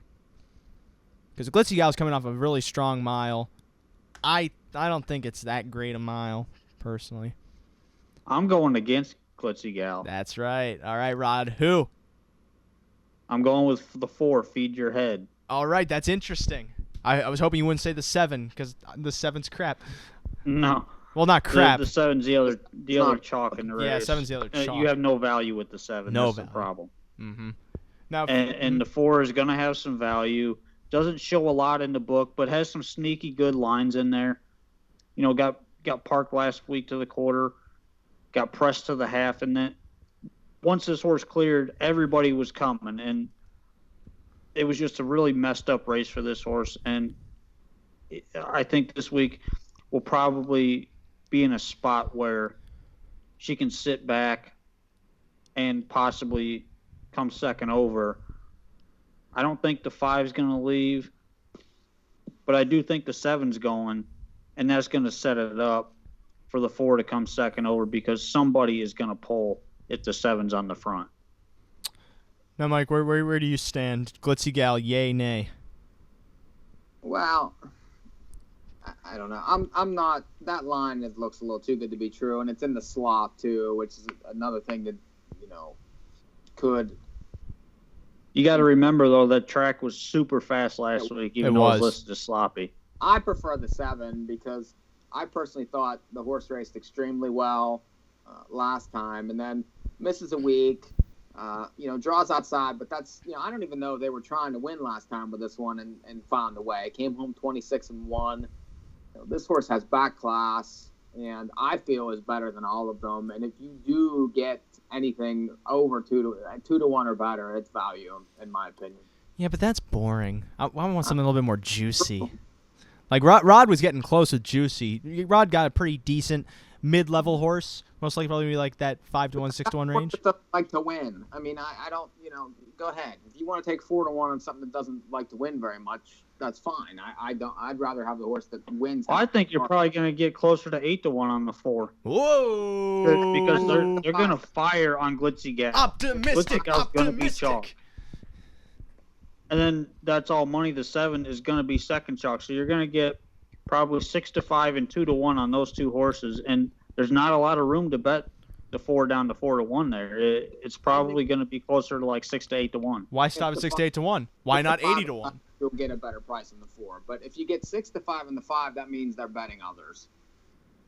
Yeah, because they're Wait, what did you just say? I totally lost. If the 5 is 6-5, that means they're betting others. That means they're betting the 5. You need to. No, he meant like the 5 is going to be shorter than 6-5. if he's not 6-5, and or if Oh, he is 6-5, they're betting probably the 7. Or okay. They're betting the 1, or whoever they might be one of. Well, I mean, they're technically betting others anyway, but they aren't betting them as heavily. Anyway, where I stand here is That's what I'm saying, because he speaks my language. He actually knows what he's talking about. Well, I speak Portuguese. Donde está la biblioteca? That's actually That's not Spanish. Portuguese, that's Spanish. But it's close enough to Portuguese, damn it. No, All right, so let's look, move No, on. it's not. We just need to move on. look. All right, so I feel Rod is on the right track with Feed Your Head. I think she is definitely a contender here, and she's going to be a decent price. However, I'm also still allured by Evelyn, because it seems like she has those lines where she's increasingly getting better. She's they're kind of experimenting with how to race her, and ultimately she's definitely better chasing horses, and she's gonna be the first thing, she's gonna be a price. That's what's interesting, and this is for what I should emphasize. She's gonna be a price, and that's either for win reasons or for any kind of exotic purposes, because she likes to chase horses, and she should be involved if she's chasing horses, which would make her a great exotic contender. But what really catches my eye is all of those closing efforts, but then that race last week, albeit she was bet to be the favorite, they put her on the lead, and she made a mid-race move to the lead, which is very uncharacteristic for her. She never raced like that, to my memory, in any of her previous starts. So most likely they're going to try and go back to the regular racing style, and that may have strengthened her a bit, maybe not, but she's going to be a decent price in this race. Of course, the 5 and the 7 are the horses to beat, both in the wagering and maybe on paper. Again, you guys mentioned the 5's line is too good to be true, but Evelyn is going to be at least something to throw onto the exotics, if anything. Mistletoe Shalee, $165,000 stakes event. And really, what this race breaks down to, on paper, is Agent Q versus Idyllic Beach. And when you have a situation like this, you know who to take.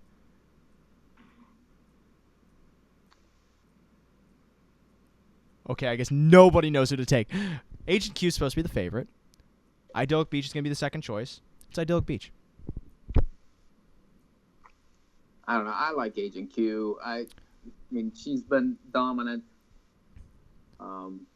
Especially those last two. I don't know if they found something with this one, but I realize this horse is going to be the favorite. But I just feel like that she's getting better while everything else is maybe dropping back a little bit and really not quite in her league right now. She likes the bigger track. And, this horse is, 16 out of 17 in the exacta. Are you forgetting, though, that Idyllic Beach put in a massive effort from the outside to lead in the Lynch on a track that was not lead-friendly at all? It was a very tiring track. I know that, but you know what? She had things, enough her own way that she should have finished better than 5th. And she caved bad. I mean, bad enough that, Agent Q blew the doors off. She only went a middle half in 57, so it's not like she was pressed at it's all. One thing in that. she finished second in the race, and, that's a whole different thing. But she was done come when the real racing started. So I will say this. Tactor gave her an extra week, and, there could have been something there, like she was sick or something, which is a possibility. But doesn't that? I'm with you. I'm with you on Agent Q. I think she's above everybody in here right now, and she's been really, really good the last 2 starts.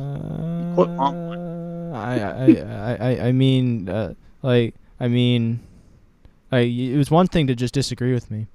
It's another thing to bring numbers into it.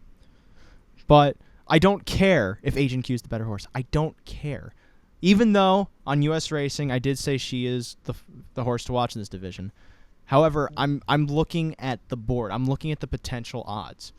And if you're looking at a betting opportunity where you have 2 contenders, one of them's the favorite, one of them's the second choice. The second choice is obviously higher than the favorite. In most scenarios, the favorite is not the value. That's all I'm saying. I don't care who's the better horse. You can argue that all day. Idyllic Beach is going to be the better price. Therefore, she's probably the contender worth playing if you're going to play the race. Listen, what you're saying is completely incorrect. Oh, okay, not just incorrect. It's completely incorrect. All right. Well, Indulge me. When you have two horses that are bet, just because the horse that's favored, that doesn't necessarily mean that they're not better value than the other horse, depending on how you rate them as contenders in the race. I understand that. Semblance of value. Just because the other horse is higher odds doesn't mean the horse is better value, especially if the horse has a lot less chance to win. I understand that, but I don't think that these two are really that distinct. Okay, who do you like better? Well, clearly Agent Q is the better horse, but that's not what I don't care about that because everyone sees that. Idyllic Beach is at least second best. She has room to improve. She has excuses, and people are not going to play her because they aren't excusing her. That's all I'm saying. If you want to bet something at least a little bit interesting, other than the favorite, Idyllic Beach is that contender. I don't know. I don't care if she loses. I feel like that she's 2-1 to the 6 is even money, and I don't see that as value. And that could very well be possible, too. You can always pass a race. Yes. Most of these we need to be passing. Well, then how about we go on to the next Ms. Versatility? This one's at least a little bit more interesting because, I mean, you got Broadway Donna, who's probably going to be the favorite off of that effort in the graduate final, albeit she raced well off a perfect setup to finish 6th, coming in 27 flat. I feel like I have a decent. Well, I don't care what I feel like. I care about what you guys have to say. Broadway Donna, yay or nay? Strong favorite. Nope. Okay, Rod, you're confident enough to say no. Who is it then? I'm going with the first starter, Pasithea Face. What? The 4. Okay. Why? I watched this qualifier. Horse had a ton in the qualifier. They were coming home against a really strong headwind, and she come home in 27 flat in a 54 mile against, and Pinkman was in there, Caprice Hill, and Emoticon Hanover, if that tells you anything right there. Those are 3 top-level trotters, and she had a ton. He never asked her. He just sat there and went along with them and finished right behind Caprice Hill at the wire. So after watching that qualifier, I think this horse is ready to pop off a big mile. And honestly, the 10 starts last year and making 113,000 U.S. money in Sweden, that's huge. You don't really see that too often.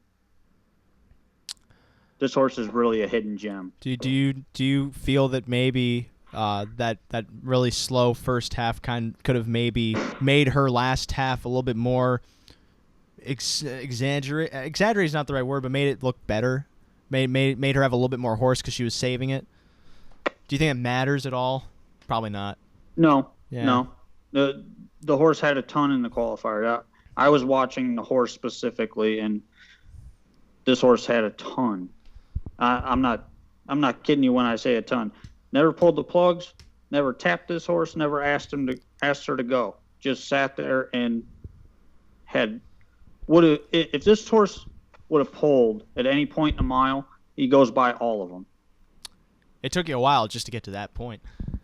You could have easily said the same thing if you said Jimmy Tatrick could just pulled out his phone, ordered a Domino's pizza, had it ready right at the finish line. If he did it at the quarter, she was coming home that fast. I don't know. This is not a sponsorship for Domino's. I haven't eaten at Domino's in like 4 years. But we're gonna get back to this race because the 10th at the Meadowlands is going right now. This is uncharacteristic of them to finish the pick 4 this early. But this is the last leg. It's leg 10. Mike's alive to the 1, 5, and 10. For Will Pays that I have no clue what they're paying. They're not great. They're average. They're around 200. Oh, all right. We got full field 10 lining up in motion. 3 favorites at 2-1. Well, 2 at 2-1. The 5 War Cry Hall and the 10 Another Breath. 3-1 the Highway Marcus. They're in motion, approaching start. Off off and trotting, nose out, Celebrity Stimulus being sent for the front. And he's quickest away as they move on to that first turn. Highway Marcus going to get away second to the inside. Gonna Fly floats away as Michael's Wild Boy moves up to third. Wide of them moving to the opening quarter. Then getting away fifth comes Another Breath in front of Pine Tab sixth. Warcry Hall is behind them seventh. Then it's back to Ramzan eighth. Ninth comes P.L. Ichabod, and there's either someone else that I missed. It's Chocolate Time. He's not up in the pack, but he is the trailer. 27-3 the opening quarter. Celebrity Stimulus to the backstretch is in front, heading to 3/8. Now beginning to pull back as Michael's Wild Boy advances uncovered. Now towards second, up to the leader's wheel, up to the leader's strides to take the lead now. Ginsburg trying to clear the lead with Michael's Wild Boy to the halfway point. Celebrity Stimulus parking him out. The favorite Another Breath is second up, caught behind that stalled cover, ready to go 3 wide then, while Highway Marcus to the inside watches the action unfold from fourth. 56 3/2, 29 seconds that second quarter, moving to the far turn. Celebrity Stimulus won his duel as Michael's Wild Boy is dropping back rapidly. Highway Marcus now with room to tip out from the pocket. Another Breath is advancing 3 wide then, now into third. Then at the inside, fourth, Gonna Fly. Michael's Wild Boy again dropping back. P.L. Ichabod's locked in at the rail, 3 wide then towards the back Pine Tab. Then it's Warcry Hall moving from the rear with Ramzan 125-2 to the top of the stretch. Celebrity Stimulus trying to go all the way, but out of the pocket. Here comes Highway Marcus, now advancing to the lead and striding away as they come onto the 8th pole. At the inside, P.L. Ichabod with a load of trot towards the center. Then Another Breath. Highway Marcus though holds the lead coming to the line, and it's Highway Marcus stern in stride, holding on by a length and a quarter from Another Breath. P.L. Ichabod and Celebrity Stimulus fourth in 153-3. I bet 10 and 10 on the 9. That was a pretty good. Sound like it was a good bet. Third. So it wasn't. But well meant. Well meant, yes. Well, 10-1. Well paid. Oh, by the no. way, do you want to keep the belt where it's supposed to be? Just ask him. You guys and your It's stupid not where it's supposed belts. to be. Oh yeah, It ain't been where it's supposed to be for the last 7 weeks. Yeah, okay. I paid like $30 for a belt. They mean nothing. After you hit 20 or so, because you haven't been here for that long, then you might have. Right. I'm 4 for 6 now, so or 4 for 7. I really do admire your guys' passion for this. I feel nothing. That's because you can't win. Don't. It's because I don't care. Because you're terrible. Oh, shit. I opened myself up to be vulnerable, and this is the kind of payment I receive. Well, that's the thing. You talk a lot of yang, which is, completely worthless. Oh. I think you're finally starting to get it. It's taken you 3 years, Mike. Actually, you'll be on the show for 2 years, but you're starting to get it. Moving on. Well, we're still on the Miz versatility. Rod was very adamant that the 4 is the greatest mare he's ever seen, and in fact, he might propose. Oh, it's so exciting! Mike, however, I have no idea how you feel about this race. Broadway Donna, of course, is the assumed favorite, the assumed horse to beat, not only by the morning line, but by her efforts against the boys in the Graduate Series.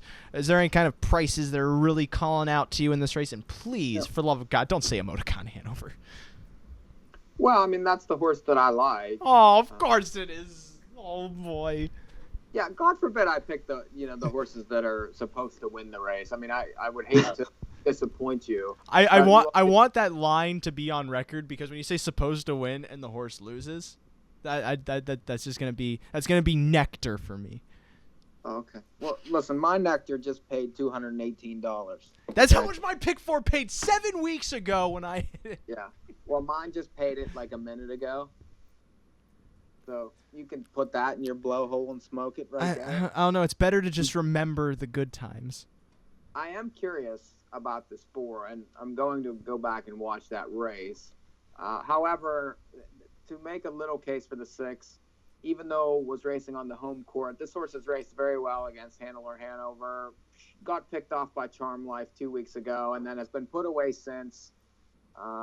Then qualified I feel like is going to get a near the lead trip. I don't trust the 2 at all. This horse was vicious earlier in the year at the Meadowlands and then has gone seriously off form. I don't know. I realize it's been facing the boys in tougher spots, but I don't like that one. I would be more interested in the 4 and the 6. The rest of them have no chance. Oh, great. I should probably not even talk about why Barndoll's a contender. It's not like she had sickness issues in June, then went against the boys in a preferred in the slop. She was against the boys in the preferred in the slop, raced decently, finished well against horses that are definitely better than her. Now she makes her second start. These horses are definitely better than her. Look, Mike, you take your 3-1 shots, and you go play them. And we'll see what they win. So you go ahead and get your 5-1 shots that can't win. Good luck to you. Mike, it's all in good fun, man. Come on. Yeah. Oh, I'm having a blast. I don't think she's gonna be 5-1. I think people are gonna ignore her because they don't really see her as having much of a chance, especially if they have horses like Broadway Donna and I feel like Pass the Face is gonna take some play. If that qualifier, even people don't assume it's good, or also because she's a Swedish horse and people love betting these. The race hinges on how they bet that horse. If that horse is, opens up at even money, you'll know everybody saw what Rod saw, and then it totally shuffles the deck. Mm-hmm. As far as prices. Yeah. If not, then, Barndoll and this horse would probably be very similar prices, I think. Barndoll in the 4. Yeah.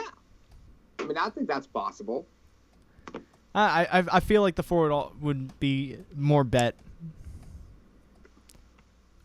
Whatever that means. Yes and no. It really depends on how many people actually saw that qualifier. Right. If it really depends on that. I mean, you see a 27 final quarter for a trotter. Are you not amused? You know what I mean? Yeah, but you see 27 quarters for most of these. And in qualifiers, yeah. 27 flat. Ooh. There's no number after that. 27 flat qualifier. Are you intrigued? Me? Am I intrigued? Yes. By who? You cut out. The 6 has a qualifier for 27 final quarter. Same exact thing. Same exact time. No, look, I followed Emoticon Hanover since she was 3. And she's never really stood out. She's always been a chaser, and she's always performed well at the top level because she's usually in a position where she's just gonna be the second best. She won half her races last year. In Ontario Sire Stakes events of a weak crop. Other than she was up against Caprice Hill. That was the only really standout filly in that division. I'd like to know that. Other than that, I don't recall any other stakes efforts really from her. She's very one move-ish, if that makes any sense. She's got one move in her. That's exactly what I tried to say, and I had to repeat it. We're going to move on from that race to the Hambletonian Maturity. Race number 8. A 1.125 race. We got, I think it's 9 going postward here. Yes, 9 going postward. And basically, this is going to be whether or not you're betting against Marion Marauder, who... I'm not. This race seems like it sets up perfectly for him. Yeah. I agree. This is... About who? The 9, Cufflink Hanover? Mm-hmm. Yeah, made a break last time, but the horse definitely has talent. Why do you I just break, think Marion Marauder is going to be in the perfect spot in this race. There's speed to the outside. There's speed to the inside. He's probably going to come up second over because if Taco Tuesday doesn't leave, he's going to probably come out first over, and Marion Marauder is going to follow to the 3/4 pole and pop 3 wide, and it's going to be the same story as last week. If he's second over, he wins for fun. No, here I want to ask you this because I couldn't stop looking at her. I'm not saying it's like there's a beautiful woman standing in the corner of my room because first off, I think that would count as kidnapping. But anyway, Celebrity Evency on her lines just intrigues me because she's gradually been moving up in class on the condition ranks, albeit she's going up into stakes ranks, which is a much different playing field. But she's coming in off an okay race at Pocono against the boys, finishing second to Rosewan Parker and beating. I only remember Rosewan Parker, and he's kind of an open type horse.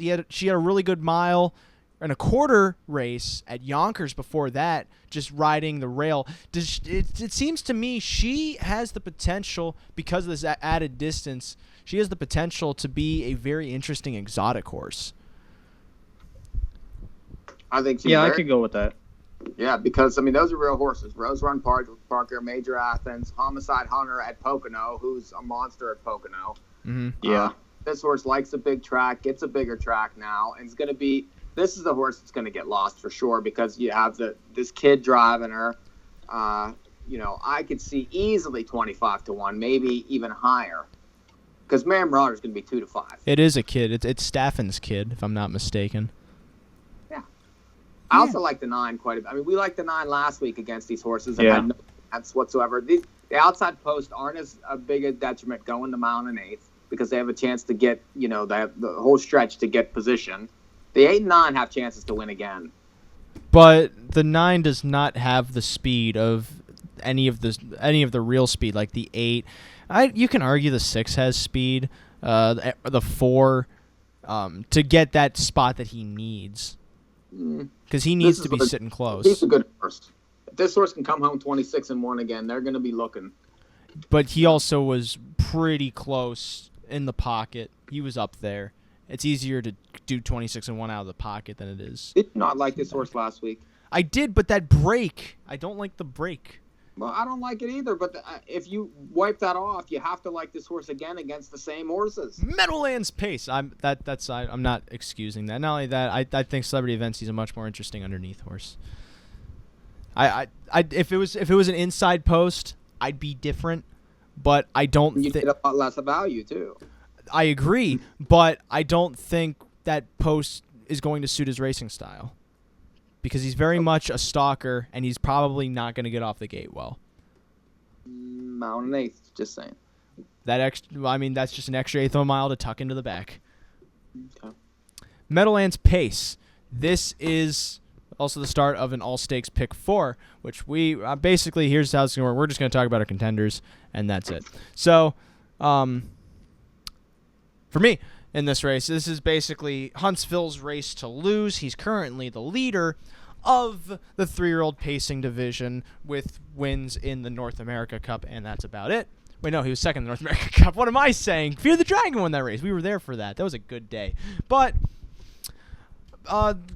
you two kind of agree on the same horse. You two both think Down by the Seaside could somehow win. I am adamantly against that horse, and I feel like if there's any kind of real weird setup, it's going to benefit me so fast, and that's why I'm 4-6 in this leg.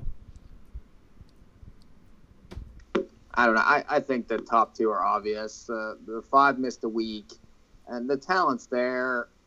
He got stuck with the outside post at Pocono, which was Graveness. I thought he raced okay in the North America Cup. It's just, these are the top 2 horses. Do I think the 4 win? Probably. But the 5's going to be on his back the whole way around the racetrack. So we'll see what happens with that. You don't think the 5's going to challenge him? I don't know. I mean, it depends if the 1 goes or not. I mean, that makes a huge difference because the 1 has the speed and Mark McDonald from the rail. I feel like that horse is going to go, and that's going to shake up the front just a little bit and maybe make the 5 go a little further than he wants to. Yeah, I'm on the 7 a little bit. Just based on that speed factor where the 4 and 5 are going, Mm-hmm. the 1 could possibly go, and I think the 7 is probably going to be able to follow up the 6 and could pounce late and go by these things if they go too fast. The one thing I will add to... Either. I like the 9 a little. I was just about to say, I was going to add, if you're playing exotics, the 9 is definitely going to be a good price to use underneath. Especially if you're putting the 6 Me So Fast on top. That's going to pay a lot of money. Because in all honesty, I feel they can't just let Huntsville coast. Although the last few editions of the Meadowlands Pace have been pretty lackluster. They couldn't let Wiggle a Jiglet do it either, and yet somehow they did. Yeah. William Haughton Memorial is the next leg, race number 10. These are free-for-all pacers, 12 of them going, meaning this is a mile and an eighth event. Now, Mike, I'm surprised. Well, I'm not surprised that you go deep here because this is a competitive race, but I'm surprised you don't use all bets off. Because I feel all bets off as a half mile or a small track horse, and he's going to be overbet in the big track. The horse never really does that well in the big track. He dominates the smaller tracks, and he's going to be overbet in the race. I don't want him. I want some of these other ones to excel on the bigger track.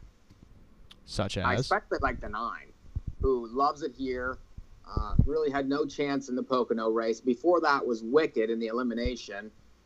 Has raced well here and is going to be a price. The outside post does not bother me whatsoever.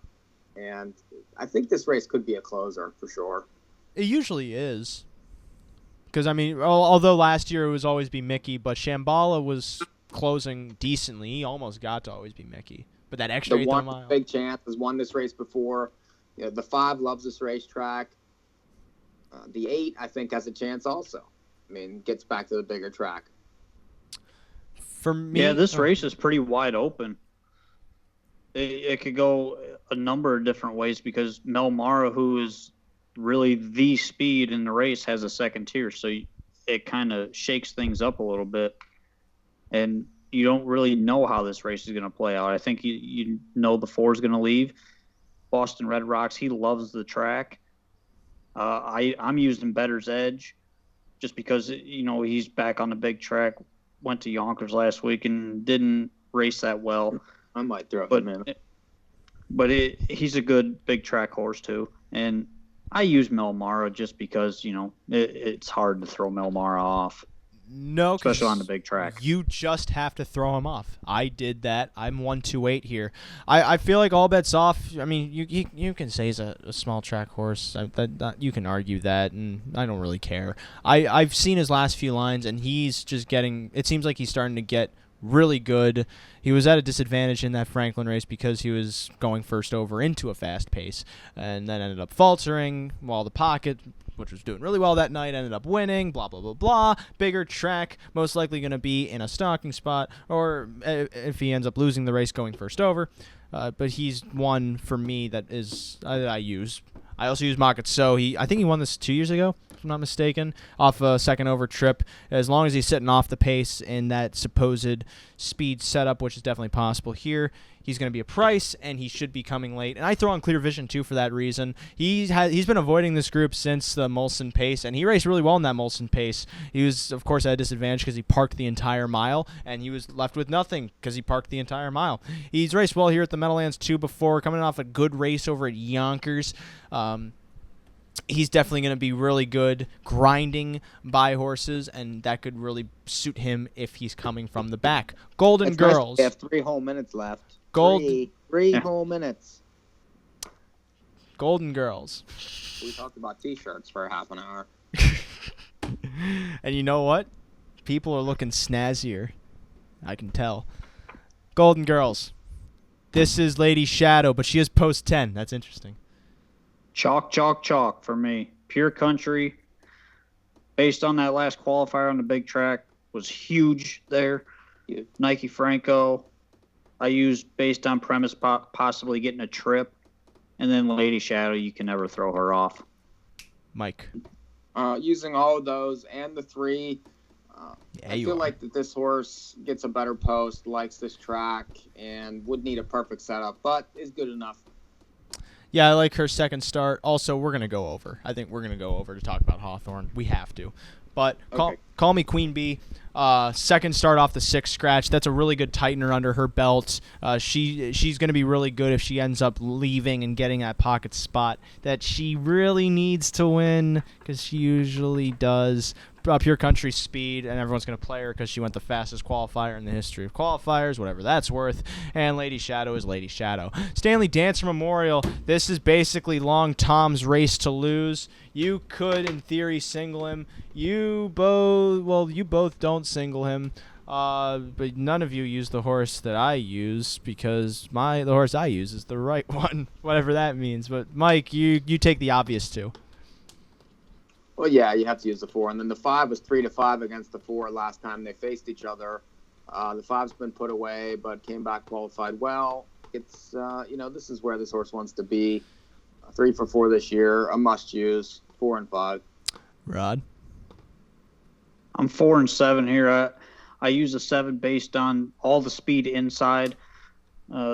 If the race sets up how I think it's going to set up, the 7 is going to be coming late, and I think has enough of a kick to be able to come home with these and pass a few horses down the lane. I have no idea what you see in the 7 or how you see that. All he's got to do is stay flat. He's good enough. I feel like the 8's better suited for that setup, and that's why I use him. Not only that, You got to pass the 7. This horse seems like he's just better on a bigger track. Yeah, I mean, his Good Times race, he quit harder than he probably should have, but he still went first over, and he propelled his stablemate into that race because of that, and they drew away from them. I mean, Mass Production was second there, and he wasn't even at the top of his game to finish second, so you can debate as much as you want about that field. Nonetheless, Shake It Off Lindy's coming off a really good race at Pocono after a couple weeks rest, closing to finish third, and that race is really what signals to me that this horse is probably asking for a bigger track and could be closing into the mix late, but of course Long Tom is the horse to beat. So I'm 4-8 in that last leg, and those pick 4 tickets, we don't have to post the graphics now, but those are the contenders. You'll see the graphics tomorrow before post time for the pick 4. Be on the lookout for that on Twitter at NA Harness Update, on Facebook North American Harness Update. Now, finally, I don't know how long we're going to talk about this, but it's definitely worth talking about, and that is the Jackpot High 5, and I know it's 11 o'clock, the Jackpot High 5 at Hawthorne Racecourse, which I didn't even know they had one, but every track kind of has one nowadays. It's like how every fraternity male in their 20s has a Rolex watch and boat shoes to match that watch. What do you mean, what? Have you not met a fraternity male, as they're so popularly called? I think the general term is frat boy. Okay. Anyway, the 10th race tomorrow night, Hawthorne Racecourse, is the payoff race of the Jackpot High 5. It's a mandatory payout, $500,000 guaranteed pool. Now, we talk about these kind of things a lot, especially with WEG, because WEG has a very popular Jackpot High 5. But I don't know if it's gonna be anything different with Hawthorne, because Hawthorne is lower class racing. First off, so there's kind of a different style in handicapping, but it's in essence the exact same thing. Anyway, you have 12 horses here. They're going a mile. It's obviously going to be more competitive because of that. And Rod, I know you probably spent a lot more time on this than Mike and I had, because I know Mike is currently working. Well, not currently working, or else there's someone probably laying dead on the operating table. But I assume you're a better doctor than that, Mike. But you obviously spent a lot of time on this. How'd you approach even figuring out how to put a ticket together? Basically, all these horses were in the same 3 races last week, for the most part. Mm-hmm. There's a few that weren't, but the majority of these horses were in the same 3 races last week. 3 different setups in all 3 of these races, and I took that into account when trying to handicap this race, and it's really, really tough to try to get to a point where you have a couple horses that you want to use. And for me, I had to go with the horse that makes sense, which is Rock and Roll Hoochku, the 3. And I also used a big long shot in the 8, Backwoods Barbie. Horse that's on top. Had nowhere to go last week and was trapped in behind a wall of horses. And he didn't really get he tapped this horse a couple times, but he didn't chase this horse. And this horse does show some ability. Raced at the Meadowlands and Yonkers previously, and raced at Miami Valley earlier in the year. I there is essentially absolutely no speed in this race whatsoever. And doesn't that make it a lot tougher to figure out? I don't know. Yeah, I mean, the three you has have speed. to figure out how it's going to set up with 2 trailers. You got 10 on the gate, 2 trailers. The big No speed. speed horse in here is the 12, and he can't get to the front. So it's really tough to try to figure out how the race will set up based on the horses on the gate. Because the 2 horses in the second tier can't get to the front. Am I wrong to think the 9 may actually show some speed? I don't have the 9 anywhere. I don't think the 9's going to leave. He could leave. He's done it before. But if he does, he's in trouble. I think, in knowing JD, he's going to try to keep this horse flat just to make sure he doesn't get on the steward's list. Mm-hmm. And if he stays flat off the gate, he's got a shot. But I really don't think he's going to leave with the horse. So I'm really all over the place in this race, and my ticket is going to be around $150.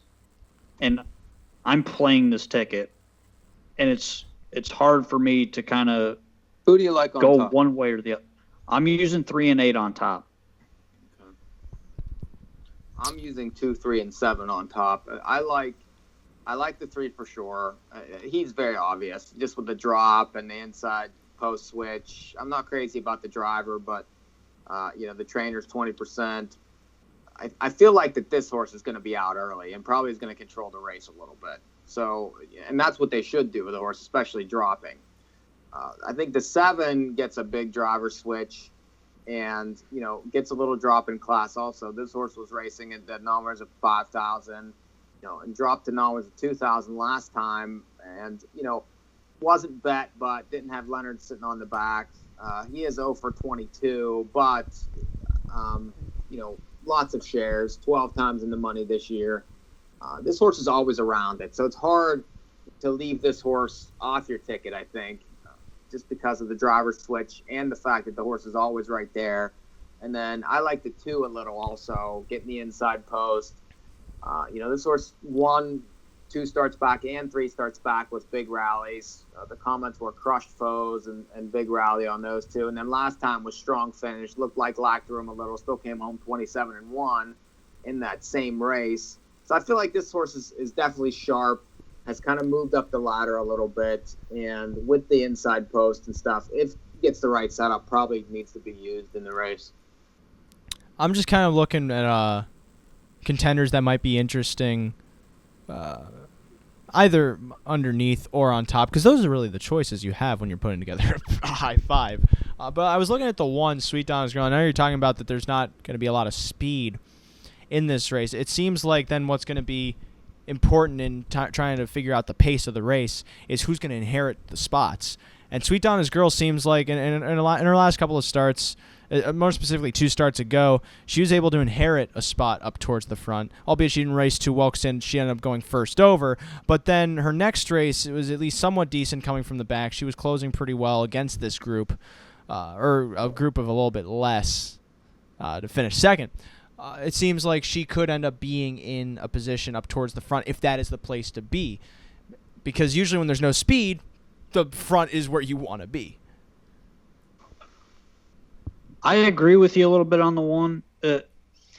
Like I said, you guys see the program. It's wide open. This is one of the most wide open races I've ever seen. And to have 12 horses in it, and making this pool as big as possible. I think they're going to reach $1 million in this pool tomorrow. Easily. So so you have to play this bet. If you're any kind of player at all, you have to at least put a few dollars on this bet. But I mean, roll the dice. I mean, don't sit there and take favorites throughout. You're going to look at the card and say because 3. There, just hit it. If you can hit it. Yeah, I mean, it's not going to come in all favorites. I'm telling you that right now. It won't come in 3, 7, 10, 2, and whoever else you want to use for 5th, the 5. It's not going to come in that way. It's going to be. So if it comes in that way, I'll hit it. Well, I was going to say it's going to be great. Most people will. It's going to be great looking after the race going, of course it was the 5 favorites. Listen, Mohawk. This is an aside. Mohawk had a very similar carryover like this. The favorites are in 1, 2, 3, 4, 5. It still paid 800 for 20 cents. Just saying. Well, I'll play a backup ticket like that, but my ticket at $150, I'm 2 deep on the front, I'm 3 deep for second, and then I'm 7 deep. So Wow. That's it's very really deep. wide open. As a young budding philosopher, I have to say, Rod, that's deep. You like any 6?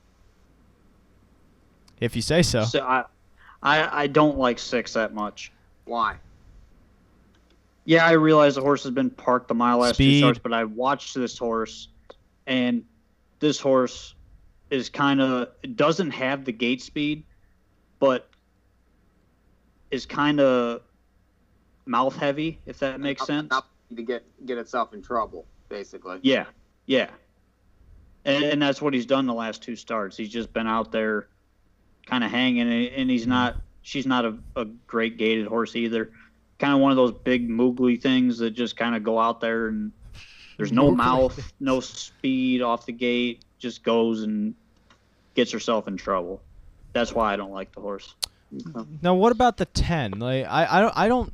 Other than the class, there's not really much really driving me to the 10. Yet she's 4-1 on the morning line.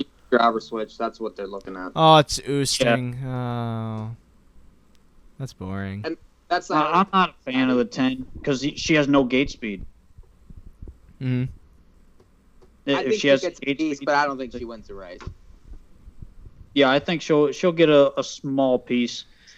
But having no gate speed, it's tough for me to go with this horse. I'll tell you my ticket real quick because I've already got it written down. All right. Good. And this is tentative for now, Okay. but I'm pretty solid. I'm 3-8 with the 2-3-8, with 1, 2, 3, 4, 5, 7, 8, with 1, 3, 4, 6, 7, 10 with all. And that's 150 for 20. Go back and replay this tomorrow on the archive. Let me ask you this: you think the 2 can run 2nd and 3rd, but not 4th? Yes, I did this on purpose. Yeah. That's logical. I did this purposely, and I've done this before in the past, where I think a horse, they're either going to be good or they're going to be bad. Yeah. I understand. And the 2 is in one of those spots where he's either going to be up close and he's going to be good, or he's going to get trapped in and get nothing. Yeah, I understand perfectly where you're coming from, and I like the fact that you take that chance, because that cuts down on your ticket, and that not only that is it's very possible. Well, but it's not really cutting his ticket down. He's My original, 5. my original ticket was $500. Yeah. Mine was 256. I got it to 153. Yeah, I'm right at like 157, I believe. But now that you're telling me about this 6, I might have to change mine a bit because I had the 6 in 2nd also, just off these lines. Yeah, we'll have to discuss this ticket tomorrow as well because it's tough. Don't post our tickets, Ray, until tomorrow. I haven't even made the graphics. But I do think I like. What about the 11? Any 11 underneath? You think the 11 can get a piece of the ticket under? I have them for a 3rd. No, I watched the 11 last week, and the horse had nothing. Sat on the rail and just went backwards. But Rod, at the 5 ace. Did you not look at the comment? It said up in class. And now she's down in I class. don't care. The horse Was done at the 5 ace. I mean, done.